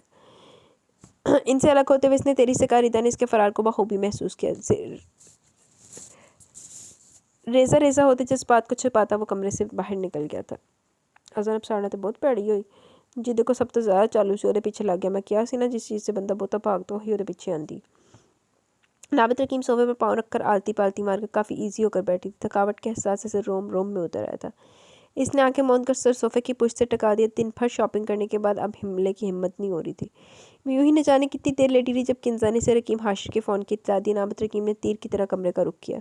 हेलो पापा, कैसे हैं आप? इतने दिनों बाद कॉल की। मैं कितना उदास हो गई हूँ, कुछ पता है आपको? और मामा कहाँ हैं? वो कैसी हैं? इसने एक ही सांस में कई सवाल कर डाले। इसके लबो लहजे से अजीब बेकरी जाहिर हो रही थी। मैं ठीक हूँ, मेरा बच्चा कैसा है? और पापा से इतने सारे सवाल एक साथ। दूसरी तरफ रकीम हाशिर की शहद की तरह मीठी आवाज़ ने बहुत देरी से इसकी आंखों में नमकीन पानी जमा किया। आपकी मामा भी ठीक है और मेरे साथ हैं। अच्छा, मेरा बच्चा उदास क्यों है? कि शहवार अंकल उनकी फैमिली आपको पसंद नहीं आई? आप बोर हो रही हो? इनके लहजे से बेताबी छलक रही थी। नो पापा, ऐसी कोई बात नहीं। अंकल और इनकी पूरी फैमिली बहुत नाइस है। मुझे वक्त गुजारने का गुजरने का एहसास ही नहीं रहता। इसने अपने आंसुओं पर काबू पाते हुए पूरी सच्चाई से इतराफ़ किया। अना जी पापा, इसने जल्दी से जवाब दिया। बेटा मेरी बात गौर से सुनो। इनकी आवाज़ मुहतात लग रही थी। इसने चौंक कर रिसीवर देखा। कल आपका अज़न के साथ निकाह है। मैं आने की भरपूर कोशिश करूँगा, लेकिन अगर मैं ना आ सका तो आप परेशान मत होना। आपके अंकल को मैंने सब बातें समझा दी हैं। आप इनकी बातें मान लेना और इन्हें तंग मत करना। वो शशतर बैठी रह कि इसका पूरा वजूद एक लम्हे में घूम गया। लेकिन पापा, इतनी अचानक, मतलब आपके बगैर? वो बेरबत सी बोली। से समझ नहीं आया को क्या कहे। अना, मैं जो कुछ कर रहा हूँ बेटा आपकी खुशी की खातिर कर रहा हूँ। पापा कभी अपनी अना के लिए बुरा नहीं सोच सकते हैं। वो खामोशी, क्योंकि वो जानती थी ये सवाल नहीं था। ये लो अपनी मम्मा से बात करो। इन्होंने रिसीवर इरम को थमाया। इरम ने बस इसे 2-4 हदायत जारी की थी जो इसने खाली जहनी से सुनी। कल मम्मा और पापा अपनी अना से मिलेंगे इंशाल्लाह। अपना बहुत सारा ख्याल रखना। अल्लाह हाफिज़। बाउजदत कहकर उन्होंने कॉल डिस्कनेक्ट कर दी। रिसीवर रखकर वो मुड़ी तो अपनी पुश्त पर अज़न अफसार को देखकर इसका दिल न जाने को उछल कर जैसे हलक में आ गया। और जिन नज़रों से इसने अनाबत रकीम को देखा, इसे लगा वो रेत बनकर बिखर जाएगी। दूसरे लम्हे वो तेरी से इसकी साइड से निकलती चली गई। उफ़ अना, अब तुम्हें भाभी कहना पड़ेगा। मेरे पर जैसे गश आ गया। अदब करो, उम्र में तो पहले ही तुमसे बड़ी हूँ, अब रुतबे में भी होने वाली हूँ। अंदरूनी इस्तराब पर काबू पाते हुए इसने बदिक्कत तमाम मुस्कुरा कर कहा। वैसे तुमने मेरे साथ बेवफाई की है। इसने मसनूई मस्किनियत चेहरे पर तारी की। क्या बेवफाई किया मैंने? इसने ठटक कर पूछा। मेरे मासूम दिल का खून किया, मेरे अरमानों को अपनी बेवफाई तले कुचला है। एक जज़ब से कहते हुए इसने अनाबत रकीम को आंख मारी। उफ़, कितने बदलिहाज और बदतमीज़ हो तुम मीरब। शर्म नहीं आती अपनी उम्र से बड़ी लड़की पर लाइन मारते हुए? इसने तप कर कहा। ओहो, 1.5-2 साल को एज गैप नहीं होता। अब तुम ऐसी भी दादी अम्मा नहीं हो। वो अपने मौक़िफ़ का कायम था। तुम आज सचमुच मुझसे मार खाओगे। अनाबत रकीम को सही मानों में गुस्सा आया था। हिलो मत अनंत, देखो मेहंदी का डिज़ाइन ख़राब हो जाएगा। किंजा जो इसके पैरों और हाथों पर मेहंदी लगा रही थी, इसने फ़ौरन खबरदार कहा तो वो दांत कचकचाती वापस सीधी हुई। सॉरी यार, अब तो तुम रुतबे में बड़ी होने वाली, इसलिए लास्ट टाइम मजाक करो, वरना तुम मुझे खनक की तरह अजीज़ हो। बेशक थोड़ा सा मैं तुमसे छोटा हूँ, लेकिन तुमने वो मुहावरे नहीं सुने कि भाई हमेशा बड़े होते हैं। वो मुस्कुराते हुए इसके पहलू में आ बैठा तो अनाबत रकीम की आंखें चिलमिलाने लगी। मेरा कोई भाई नहीं है मीरब, लेकिन अगर होता तो बिल्कुल तुम्हारे जैसा होता। इतने खूबसूरत रिश्ते कुदरत ने बिन मांगे इसकी झोली में डाले थे। एकदम ही वो खुद को दुनिया की खुशकिस्मत तरीन लड़की समझने लगी। चांद नजर आ गया, चांद नजर आ गया। खनक चिल्लाती हुई छत से नीचे, कल ईद है अपिया, इसने इतला दी। अपिया चले ना, हम चांद देखते हैं। हाँ चलो, बस ये थोड़ी सी मेहंदी मुकम्मल कर लूँ, किंजा ने कहा। मीरब तुम चलो ना, अपिया बाद में आ जाएंगी, इसने बच्चों की तरह जिद की। उफ खनक, मेरे ना देखने से ईद कैंसिल थोड़ा हो जाएगी। वो उठते हुए बात करने से बास नहीं है। लो ये हो गया फाइनल टच, अब मैं भी जा रही हूँ चांद देखने। बची हुई मेहंदी टेबल पर रखकर किंजा ने कहा, मुझे भी चांद देखना है। अनाबत रकीम ने ख्वाहिश जाहिर की। खबरदार जो तुम यहाँ से एक इंच भी हिली, सारी मेहंदी और मेरी 2 घंटे की मेहनत ज़ाया हो जाएगी। किंजा ने आंखें दिखाई। हाँ एक हल है। क्या? अनाबत रकीम ने बेताबी से पूछा। अगर अजन भाई राज़ी हो जाए तो वो तुम्हें उठाकर चांद दिखा सकते हैं। इसने आंख दबाकर शरारत से कहा तो इतने अचानक हमले पर वो खिफ़्फ़त से सुरख पड़ने लगी। शर्म करो, अभी नौयान भाई को बताती हूँ कि आपकी बीवी इतनी भोली नहीं जितनी आप समझते हैं। इतने पीछे हटते धमकी दी। हाय हमारे ऐसे नसीब कहाँ। वो मसनूई दर्द से बिलबिलाई तो अनाबत रकीम बेसाख्ता खिलखिलाई थी। शहवार अबसार चाहते थे कि हसन अबसार के वलीमे की तकरीब के साथ ही नौयान अबसार के फ़र्ज से भी सुबकदोश हो जाए, लेकिन इन दोनों ने इस बात से इनकार कर दिया। बकौल किंजा अपने भाई और दोस्त की शादी इंजॉय करना चाहती थी, जो दुल्हन बनने की सूरत में कभी ना कर पाती। लिहाजा चौका अगले दिन ईद थी, लिहाजा इस दिन हसन अबसार और नाबत रकीम का निकाह होने तय पाया। अगले दिन बहुत जल्दी और अफरा तफरी के बावजूद रीदा ने इसके लिए ढेर और ढेर शॉपिंग कर डाली। तमाम करीबी रिश्तेदारों और दोस्तों को शहवार अबसार मदऊ कर चुके थे। मर्द हजरात ईद नमाज से फारिग होकर आए तो किंजा और खनक ने खेल लिया। ईद निकाले हसन भाई, किंजा ने हथेली फैलाई। यार मैं अपना वॉलेट घर ही भूल गया था, मैं लेकर आता हूँ। इसने इसे तंग करना चाहा। कोई बहाना नहीं चलेगा, जल्दी से दे, वो ये हमारा हक है, खनक ने चहक कर कहा। आप दे भी थे हसन भाई, इसे पॉकेट टटोलते देखकर किंजा झंझलाई। तुम मेरे पीछे क्यों पड़ी हो, जाओ अपने शोहर नामदार से सारी ईदियाँ वसूल करो। किंजा जो बहुत शौक से खड़ी थी, इतने गैर मुतवक्कर जुमले पर सटपटा कर आगी। ओ हम तो हर हिसाब बेपाक करने पर तैयार है, मोहतरमा माने तो सही। नौयान अबसार ने न जाने कहाँ से सर निकाल कर जुमला फेंका था। किंजा ने वहाँ से हट जाने में आफियत समझी। रुको, कहाँ जा रही हूँ, मैं तो मजाक कर रहा था।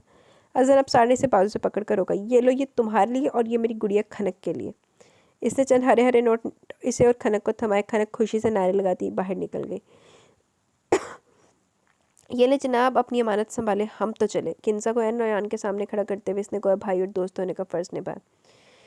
अभी वक्त नहीं आया अजन भाई, अमानतें इतनी आसानी से नहीं मिल जाती। बहुत फुर्ती से वो लाउंज से बाहर निकली, लेकिन जाते हुए जवाब देना नहीं भूली। इसने शरारत से नौयान की तरफ विक्ट्री का निशान बनाया, जो मसनूई खफकीसी से घूरा था। काफ़ी शार्प होगी है यार, इसने तबसरा किया। अब हर कोई तुम्हारी तरह घामड़ी थोड़ी रहता है। अजन अबसार ने जवाबनपुर मजान अंदाज में कहा तो नौयान का कह का लाउंज में गूंजा। ओए ओए नौयान, ओ तेरी, मुझे तो, मैंने तो अभी इसके नाम पे गौर किया, मुझे तो वो वाला नौयान अचानक ही याद आ गया। आप लोगों ने अर्तकल वाला ड्रामा देखा, उसमें सीज़न 2 में जो नौयान आया था, एलो नौयान जिथे फिरदा पे किंजा दे पीछे, नौयान वहाँ से यहाँ आ गया, मुझे अचानक याद आया। ब्यूटिशियन ने इसे अबसार हाउस आकर तैयार किया। मैरून लहंगा जिस पर डल गोल्डन काम हुआ था, इसके मुतनासिब सरापे पर खूब जच रहा था। हम रंग ज्वेलरी पहने और मेकअप से चमकते चेहरे के साथ इस पर नजरें ठहर नहीं रही थी। रीदा ने बेसाख्ता काला टीका इसके कान के पीछे लगा। कबूल हो जाब का मरहला तय पाया, मुबारक सलामत का शोर उठा और वो चंद लम्हों में अनाबत रकीम से अनाबत अजन अबसार बन गई। इसका दिल न जाने क्यों भरने लगा। अरम और रकीम हाशिर की कमी दिल में सुइयाँ चुभने लगी। कुछ ही देर बाद इसे अजन अबसार के पहलू में लाकर बिठा दिए गए। मोतिया कलर की राजस्थानी शलवार सूट में वो हमेशा की तरह सहरतारी कर रहा था। इसके इतने करीब बैठने पर अनाबत रकीम का दिल जैसे सीने की दीवारें तोड़कर बाहर आने को बेताब था। धड़कनों ने अलग शोर मचाया। पलकें लरस लरस कर बेहाल थीं तो पेशानी अरकलूद हो चुकी थी। इसके पहलू में बैठी वो किसी सल्तनत की शहजादी लग रही थी। लोग इनकी जोड़ी को आइडियल कपल करार दे रहे थे। कितनी तौसीफ़ी निगाहें और तौसीफ़ी जुमले इसने सुने थे। हर एक ने इनको सराहा था, मगर अजन अबसार ने एक निगाह भूल कर भी इस पर डालना गवारा नहीं किया। देख लेता तो शायद अपना हर इख्तलाफ भुला देता। मीरब और नौयान के एक तो कि कैमरे खटखट इस खूबसूरत मंजर को कैद करने में मसरूफ़ थे। रात के तक रस्म और रवाज का सिलसिला जारी रहा। अजन को इमरजेंसी में ऑफिस जाना पड़ा। वो तो पहले जान छुड़ा रहा था, यूं ये बहाना काम आ गया और वो बगैर किसी की सुने ऑफिस चला गया। रात के आखिरी पहर कहीं से कमर सीधी करने का मौका मिला। वो फ्रेश होकर बड़ी फुर्सत से बेड पर आकर लेट गया। कमर और साहब न जाने कि टूट फूट का शिकार थे। कई घंटों से वो एक ही पोजीशन में बैठी रही थी। इसने खाली खाली नजरों से अपने मेहंदी रचे हाथों को देखा। बहुत ही खूबसूरत रंग आया था। इसके सफ़ेद हाथों ने हनाई रंग इख्तियार करके इसको अजीब सा हुस्न अता किया था। आंसुओं के गरम गरम कतरे जिन्हें वो सुबह से पीछे धकेल रही थी, अब रुखसार भी होने लगे। ये कैसी शादी है पापा, आपके और मामा के बगैर? इसके अंदर ही अंदर दर्द का शदीद एहसास हचकोले ले रहा था। एक बोझ की तरह उतार फेंका मुझे। कैसे इल्तिजा की होगी आपने अंकल से कि वो मुझे अपना ले? मेरा बेटी होना किस कदर जिल्लत का बाइस बना आपके लिए। वो बेआवाज़ रो रही थी। अपना वजूद कांटे की तरह चुभ रहा था। रह रहकर यह एहसास इसे मारे टाल रहा था कि वह ज़बरदस्ती इसके सर पर मुसल्लत की गई है। करब और अजियत के कोड़े इसकी रूह छलनी कर रहे थे। इसके आंसुओं से ने शिद्दत इख्तियार की थी। So sad. अब इसको पता नहीं हम फोर्स्ड मैरिज कह सकते हैं कि नहीं कह सकते। इसको हम ये कह सकते हैं एमरजेंसी निकाह कह सकते हैं कि अनन फानन निकाह कर दिया पकड़ के। लेकिन चलो ना ये मुझे समझ नहीं आई क्या ना इसको लाइक करती है कि नहीं करती। मेरा ख्याल है लाइक तो करती है। तो चलो ना बाद विच अभी तो थोड़ा सा तुम्हें इसको बर्दाश्त करना पड़ेगा। तो बाद में ये सही हो जाएगा। बाद जो तेरी गुण गाने ने। अगले दिन वलीमे की तकरीब थी। अच्छा रुखसती तो बगैर वलीमा हो गया या अच्छा रुखसती हो गई है वही काम ते किया ऐसी। अगले दिन वलीमे की तकरीब थी। रिदा ने इसके लिए नारंगी पेशवास खरीदी थी जिसे पहनकर वो कोई बारबी डॉल लग रही थी। एन वलीमे की तकरीब के वक्त इरम और रकीम हाशिर आए थे। अनाबत रकीम पर अपनी पोजीशन की परवाह किए बगैर इनसे लिपट के इतने दिनों का गुब्बार एक लम्हे में आतिश फशा की तरह निकला। वो इतना रोई कि रिदा और सबा समेत खुद इरम और रकीम हाशिर से चुप करवाना मुश्किल हो गया। रात के तकरीबन 1 बजे से रवायत के मुताबिक अज़न अबसार के कमरे में पहुंचा दिया गया। मोती गुलाब से आरस्ता पूरा कमरा रात के फसूल दिल फरेबी में खोया अजीब सा समा बांधा गया।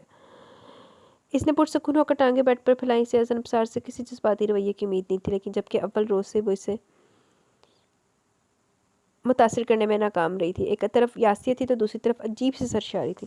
जैसा था अब वो इसका था जिसे चुपके चुपके दिल के मन मंदिर में छुपा कर रखा वो इसे बिन मांगे मिल गया। वो इसकी मोहब्बत की डोर में बनती जा रही थी। न जाने न कहा के दो बोलों की कशिश थी या इसके दिल की ख्वाहिश की जज्बात खुद ब खुद लय बदलते जा रहे थे। मैं सारे इख्तलाफात मिटा दूंगी। अपनी वफा से मैं आपकी हर गलत फहमी दूर कर दूंगी। कहते हैं प्यार सच्चा और लगन पुख्ता हो तो जीत प्यार की होती है। मेरा प्यार भी सच्चा और मैं अपनी वफा और मोहब्बत से आपको तस्कीर कर लूँगी। इसका मासूम दिल अहद बांध रहा था अज़न अबसार के दिल में भरे जहर के जहरीलेपन की शिद्दत जाने बगैर। आहो नाले नाग ने आके अपना जहरीलापन कढ़ना। लेकिन मुंडा भी सही है, गलत कुड़ी भी नहीं है। अज़न जो होना था वो हो चुका। अब तुम खुद को एडजस्ट कर लो हालात के मुताबिक। नौयान ने रसानी से कहा तो भड़क उठा। कितना मुश्किल होता किसी ऐसे शख्स के साथ ज़िंदगी गुजारना जिसे आप सबसे ज़्यादा नापसंद करते। तुम नहीं जानते। इसने गुस्से से रुख फेरा। यार तुम्हें क्यों इतनी नफरत है उससे, तुम्हें नहीं मालूम? अज़न अबसार की तंज में खुली आवाज़ नौयान के कानों से टकराई। तुम इसे चेंज कर सकते हो। अनाबत रकीम कदरे बेबाक वाक़या हुई थी। रही से एक असर अमेरिकन तर्ज ज़िंदगी ने पूरी कर दी। मुझे किसी को नहीं बदलना। वो ज़िद्दीपन से गोया हुआ। हम खुद ही तो तरक्की का शोर मचाते हैं। अब जब हमारे मुल्क की औरतें आगे बढ़ रही हैं तो भी हमें एतराज़ है। नौयान ने इसे दूसरे पहलू से समझाना चाहा। मैंने हकूक़ निस्वां इनके तरक्की के किरदार से कब इनकार किया? टेक्नोलॉजी है, साइंस है, आर्ट है, इस तरफ तो कोई तरक्की करता नहीं। अलबत्ता फ़ैशन को ज़रूर सब धड़ाधड़ अडॉप्ट करें। हम चादर के अंदर रहकर भी तरक्की कर सकते हैं नौयान। इतने गुस्से में कहा कि नौयान को खामोश होना पड़ा। ए वाला नौयान खामोश हो गया। जो ओ वाला नौयान होता उन्हें ऐसियां अखां करके तो डांस करके दिखाना सी ना, खामोश नहीं होना सी। अगर मैं ये सब नज़रअंदाज कर भी दूँ, इसकी उम्र महज 18 वर्ष, कम से कम 8 साल बड़ा हूँ मैं इससे। इसने दूसरा नुक्ता उठाया। इतना एज डिफरेंस तो चलता है अज़न। इसने एतराज़ रद्द किया। कितनी बचकाना हरकतें करती है वो। 11 बजे आइसक्रीम, 12 बजे लॉन्ग ड्राइव, बिल्ली के बच्चों से खेलना। अज़न अबसार ने इसके शानदार कारनामे गिनवाए जो इसके इल्म में थे। 2-3 वो हज़फ कर गया जिनकी वजह से वो ज़्यादा बदगुमान हुआ था। ये इसकी उम्र का तकाजा यार। जैसे जैसे वक्त गुजरेगा वो समझदार हो जाएगी। तब तक मैं हाथ पर हाथ रखकर वक्त गुजरने का इंतज़ार करूँ। इसने गिलस कर कहा। इतनी नफरत की वजह तो बता। इसने अपना सवाल दोहराया। जो गिनवाई है वो कम है? वो भुना कर बोला। तुम किंदा से मोहब्बत करते हो? अंदाज तीखा था। ऑफ कोर्स करता हूँ, नौयान ने शरारती अंदाज में जवाब दिया। कोई वजह? अंदाज संजीदा था। मोहब्बत की कोई वजह नहीं होती। इसने ठंडा सांस भरकर जवाब दिया। तो फिर नफरत की भी कोई वजह नहीं होती। इसने तुर्की पर तुर्की जवाब दिया। तेरे को तो है, तेरे को तो 2-3 वजूहात हैं। जाओ आराम करो, टाइम काफ़ी निकल गया। नौयान ने बात लपेटी के अंदर अनाबत रकीम इसके इंतज़ार में बैठी थी। वो चुपचाप अपने कमरे की तरफ बढ़ने लगा तो नौयान ने भी अपनी राह ली। वो कमरे में दाखिल हुआ तो 4:15 हो रहे थे। फजर की अज़ान की सदाएं चारों तरफ से बुलंद होने लगी। कमरे की लाइट चल रही थी। अनाबत रकीम इसके आने तक सो चुकी थी। नारंगी रंग के पशवाश में वो बल्ब की तरह जगमगा रही थी। लिपस्टिक से सजे याकूत के दानों से शुगरफी होंठ नरमी से बंद थे। बड़ी बड़ी पलकें आंखों पर साया बना गई थी। बेखबरी में सोती अनाबत रकीम किसी को भी बेबस करने की सलाहियत रखती थी। अचानक साथ ट्रांस किसी कैफेत में बैठ के करीब आ और इसके सामने किनारे पर टिक गया। अनाबत रकीम को देखकर इसके चश्मे तसव्वुर में हया उतर आई। गोया कि अनाबत रकीम इससे कहीं ज़्यादा हसीन व जमील थी, मगर हया के चेहरे का तकद्दुस, इसकी झुकी पलकें, इसकी झिझक, इसका वक़ार, इसकी शख्सियत का ठहराव ऐसी चीज़ें थी जिनका अज़न अब्सार ख्वाहिशमंद था। दूसरी तरफ अनाबत रकीम थी ज़िद्दी, मुँह फट, लाउबाली, चंचल तबीयत की मालिक, अभी तक बचपने के किनारों में कैद। इसने एक बार वक़ार जीवन साथी की तमन्ना की थी, मगर सारे ख्वाब चकनाचूर हो गए। एकदम वो इसके शहर से निकला, सारा फसूख ही गायब हो गया। वो तेरी से बेड से उठा, एक अचटती निगाह इसके पुरबहार सरापे पर डालता वॉशरूम में घुस गया। हले हया बीबी पसंद नहीं सी, ते हया बीबी याद आ रही। जे किते हया बीबी नाल मुहब्बत होंदी ते फिर अज़न साहब की करना सी तुसी। सुबह जब अनाबत रकीम की आँख खुली तो सूरज की शुआएं छन छन कर ग्लास विंडो से सुबह होने का पैगाम दे रही थी। वो आंखें मसलती हुई उठ बैठी, कदमों की चाह पर नुकराई कह को निशार दी कि तमाम लोग बेदार हो चुके हैं। इसने इस्तरारी अंदाज में अज़न अब्सार की तलाश में कमरे के चारों तरफ निगाहें दौड़ाई, मगर वो कहीं नहीं था। सोफे पर पड़ा इसका ब्लैक 3 पीस गवाही दे रहा था कि वो रात को आया था। इसके दिल में कोई बेचैनी सरायत करने लगी। चंद में वो यूं ही खालीपन से बैठी रही। फिर चेंज करने की गर्ज से वॉशरूम में घुस गई। सी ग्रीन कलर का खूबसूरत सा सूट पहले से वहाँ लटकाया गया था। नहाकर वो खुद को काफ़ी ताज़ा महसूस कर रही थी। दुपट्टा कंधे पर लटकाए हुए, बाल खुश किए और फिर आईने के सामने बैठ गई। हल्के हल्के गीले बाल इसके चेहरे के तरफ में बिखरे थे और रात के मेकअप के असरात चेहरे पर कहीं कहीं बाकी थे। बहरहाल वो सादगी में भी दिलकशी की हद तक हसीन लग रही थी। हेलो, वो बालों को ब्रश से संवारने में मगन थी जब हल्की सी चिड़चिड़ाहट से दरवाज़ा खुल गया और अंदर आने वाला अज़न अब्सार था। वो खामोशी से आकर बेड पर बैठ गया। कुछ इसके तरह के आईने में अनाबत रकीम को इसका अक्स नजर आया था। बदले हुए रिश्ते को महसूस करके वो अचानक क्यों घबराने लगी। मुझे तुमसे कुछ बात करनी है, सद लहजे में कहता हुआ इसकी सांसें मुंजमद कर गया। वो रुख मोड़कर इसकी तरफ हुई। अब वो ऐन इसके सामने थी। इसने डरते डरते निगाह उठाकर देखा तो इसे अपनी तरफ ही मतवज्जा पाया। आंखों के गिर्द पड़े हल्के से हल्के और आंखों की सुर्खी इसके रत जगह की दास्तान सुना रहे थे। वो ब्लैक और ऑफ वाइट कंट्रास्ट के पैंट शर्ट में मलबूस था। इसने दूसरे ही लम्हे नज़रों को झुका लिया। शादी किन हालात में तुम बखूबी समझती हो। मेरे नज़दीक तुम्हारे क्या ख्याल है, तो तुम इनसे भी आगाओ। अज़दवाजी लिहाज से मैं तुम्हें कभी वो मुकाम नहीं दे पाऊंगा जो तुम्हारा हक़ है, लेकिन मैं तुम्हें कानूनी तहफ़्फ़ुज़ ज़रूर फराहम करूँगा। हो सकता है कि आगे चलकर मुझे रिश्ते में कोई कशिश महसूस हो, लेकिन फ़िलहाल मेरे लिए एक इज़ाफ़ी बोझ है और कुछ नहीं। मैं चाहता हूँ अगर तुम्हारे दिमाग में कुछ इस नए ताल्लुक़ की वजह से उम्मीदें वाबस्ता तो तुम माइंड मेकअप कर लो। अल्लाह गल कर रहे बट्टे मार रहे हैं। अजनबियत से भरपूर लहजे में वो कहते हैं इसके सारे ख्वाब नोच कर ले गया। इसे यकीन था कि अज़न अब्सार से बेमुराद ही दामन ही रखेगा, मगर न जाने क्यों दर्द का एहसास नहीं आता। इसकी निगाहों ने बेसाख्ता अज़न अब्सार के बर्फीले तासुरात जानते थे। इसकी आंखें भीग गई। इसने आंसू रोकने चाहे। वो इसके सामने कमज़ोर नहीं पड़ना चाहती थी, मगर फिर इस भी मोतियों ने राह बना ली। और प्लीज़ अब बेकार में रोना धोना शुरू मत कर देना। मुझे आंसू से बहुत चिढ़ होती है और तुम्हारे आंसू तो मुझे बिल्कुल भी मुतासिर नहीं कर पाएंगे। इसकी बेजारी अपने अरूज पर थी और वो किसी की ना सुनने वाली अनाबत रकीम चुपचाप इसकी सुन रही थी। इसे लगा जैसे उम्र भर की कैद का सौदा हुआ। दर्द के दायरे ने वुसअत पकड़ी थी। इसके चेहरे पर तब्दीली का मौसम है, मगर अज़न अब्सार के पास फुर्सत कहाँ थी इस गिरती पड़ती लड़की को संभालने की। बहुत कोशिश के बावजूद इसके आंसू थम नहीं रहे थे। वो कल सुहागन हुई थी और इसे लगा कि आज इसकी सेज लुट गई हो। अज़न अब्सार अपनी बात मुकम्मल करके रुका नहीं। अपने अल्फाज के संग लाख में से लहूलुहान होने के लिए तनहा छोड़ गया था। यूं ही शब रोज़ बेबसी और कल्प में कटते लगे थे। वो इसकी दस्तरस में होने के बावजूद इससे मीलों फासले पर था। इरम और हकीम हाशिर अक्सर अनाबत से मिलने आते रहते। इसकी मुस्कुराहट इन्हें मुतमिन करने को काफ़ी थी। सब लोग हकीकत से बेखबर अज़न अब्सार के धोखे में जी रहे थे। वो अपने पापा से किया गया अहद निभा रहा था। महज अपनी नाम अनाबत रकीम के साथ जोड़ के ज़िंदगी यूँ ही चल रही थी कि अगली सुबह एक और हंगामा राई लेते नमूदार हुई। चौधरी करीम हाशिर अपने साथियों से मेरे अब्सार हाउस आदम के और अनाबत रकीम का मुतालबा किया। अब्सार फैमिली का मुल्क के बड़े नामों में से एक नाम था। दूसरा वो अनाबत रकीम पर कानूनी हक रखते थे। लिहाजा चौधरी करीम हाशिर को खाली हाथ वापस जाना पड़ा। चूँकि वह निकाह से लाइलम थे, मगर इनके गैज़ो गज़ब से महसूस होता वो खामोश नहीं रहेंगे। दूसरी तरफ इरम और हकीम हाशिर पर कहर के पहाड़ टूट पड़े। चौधरी करीम हाशिर का गुस्सा किसी तौर कम नहीं हो रहा था। चलो उधर उधर ज़िंदगी ख़राब हुई पई है।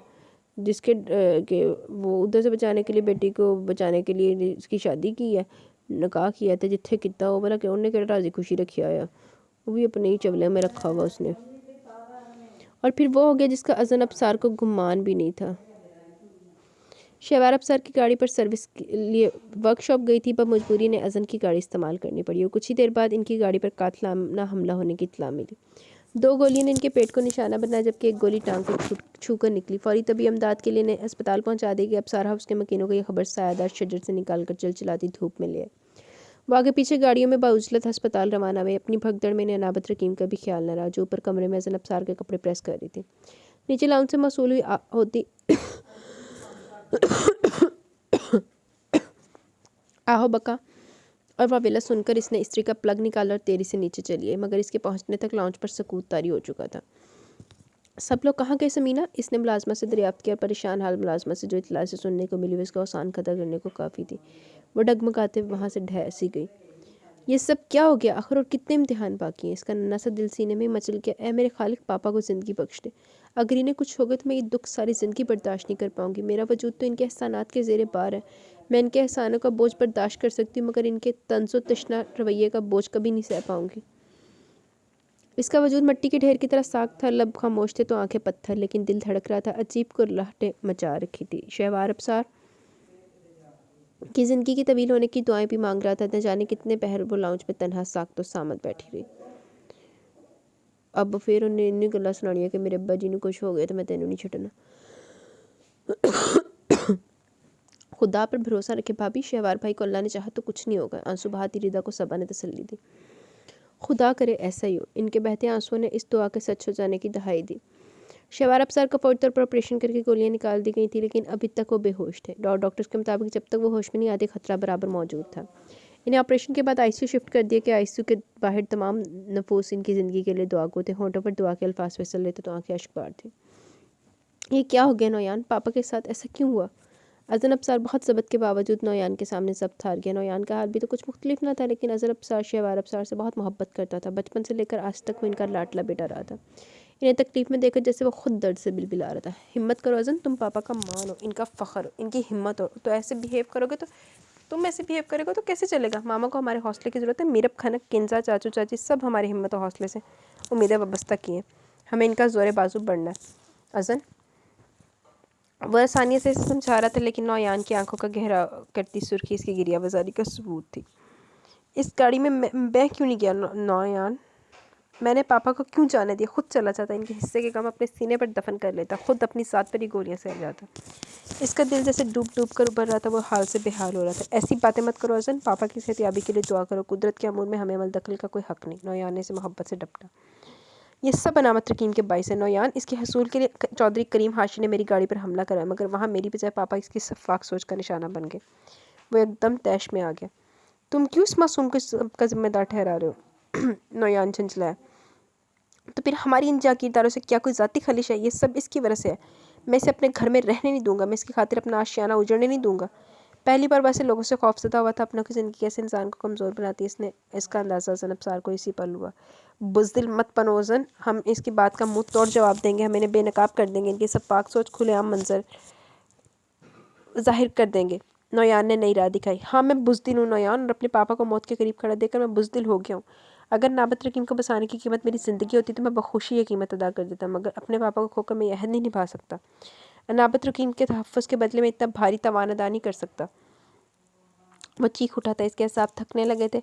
शहवार अब्सार इसकी कमज़ोरी थी, इसका ख़ानदान इसकी कमज़ोरी था, और बुरी तरह तड़प रहा था। अगर पापा को कुछ हो गया तो मैं भी जी नहीं सकूंगा। वो बेबसी की इंतहा पर था। मायूसी की बातें मत करो अज़न, पापा हमेशा हमारे साथ रहेंगे। नौयान अब्सारी से मुस्तहकम आवाज़ में यकीन दिलाया। ऐसा तो होता बंदा कहता कि मेरे तो तकलीफ़ आई हुई, मेरे किसी करीब भी थे, मेरे अपने पे ना आए। अपना तकलीफ़ बर्दाश्त होती थी, किसी अपने पे आई वो नहीं बर्दाश्त होती। तकरीबन 12 बजे सबा को नाबत रकीम का ख्याल है कि वो अब्सार हाउस में तनहा थी। अपनी अफरा तफरी में उसकी मौजूदगी बिल्कुल फरामोश कर गए थे। सबा चाहती थी किंजा मेरे पर खनक कुछ देर के लिए घर चले जाए, मगर वो टस से मस्त ना हुए। लिहाजा इन्होंने अज़न अब्सार को नाबत के पास जाने को कहा। मैं बाबा को छोड़कर कहीं नहीं जाऊँगा, वो हटीलेपन से बोला। समझा करो अज़न, वो तुम्हारी बीवी है, इसके हकूक़ का ख्याल तुम्हें ही रखना है। वो न जाने कब से घर में अकेली है। थोड़ी देर के लिए इसके पास चले जाओ, कुछ ही देर में मैं किंजा और नौयान को भेज दूँगी, फिर तुम दोनों आ जाना। नाबत रकीम के जिक्र पर इसके तीखे चतून मजीद तन के और दिल में बदगुमानी के बादल मजीद गहरे हुए। सबा ने बहुत मुश्किल से समझा बुझा कर इसे घर भेज रवाना किया, वरना वो तो एक लम्हे के लिए भी आयशू के दरवाजे से हटने को तैयार नहीं था। जब अब्सार हाउस पहुंचा तो नाबत रकीम दाएं बाएं लाउंज में मुसलसल चक्कर काट रही थी। इसकी सूजी भी आंखें और सता हुआ चेहरा देखकर इसके मुसलसल जागने और रोने की गवाही दे रहा था। इसे अब देखते ही अज़न अब्सार का दिल चाहा कि लम्हे की ताख़ीर किए बगैर फसाद की इस जड़ को घर की दहलीज से बाहर निकाल दे। अज़न अब्सार पर नज़र पड़ते वो दीवाना वारिस की तरफ लपकी। पापा कैसे हैं अब? इरम और शहवार अब्सार के बहुत इसरार पर इसने रिदा और शहवार अब्सार के बहुत इसरार करने पर इसने अज़न की तरह मम्मी पापा कहना शुरू कर दिया था। आपने मुझे कुछ बताया भी नहीं, कब से आपको कॉल कर रही हूँ। आपने मेरी कॉल भी रिसीव नहीं की। मालूम है मैं कितना परेशान हो रही हूँ। मुझे साथ भी नहीं लेकर गए। इसकी मौजूदगी का फरामोश किया वो यूँ तेज़ी से सीढ़ियाँ चढ़ता जा रहा था जैसे इसके अलावा दूसरा कोई नफ्स मौजूद ही ना हो। वो भी इसके पीछे पीछे तेज़ तेज़ बोलते हुए बढ़ती जा रही थी। मैंने कुछ पूछा आपसे, पापा कैसे हैं आप? इसकी मसलसल खामोशी से चिल्लाकर इसे तन कर इसके सामने आकर पूछा। क्या बताऊँ तुम्हें? बोलो ये कि तुम्हारी वजह से पापा ज़िंदगी और मौत के माबैन छूट रहे हो। वो मुझसे बात नहीं करे। अनाबत इनकी आंखें बंद है तो सांसें मध्यम है। वो अपने बेटे, बीवी और अपने भाई किसी के एहसास को महसूस नहीं करे। वो हमारी पुकार नहीं सुन रहे। इसने एक लम्हे में जब्त खोया वो शेर की तरह खड़ा था। नाबत रकीम इसका इज़्तिराब समझने के बावजूद डर सी गई। वो सर हाथों पर गिराकर कनपटियाँ मसलने लगा। पापा ठीक हो जाएंगे, मुझे अपनी दुआओं पर यकीन है। इसने अज़न अब्सार को तसल्ली देने के लिए अपना मखरूती हाथ इसके शाने पर रखा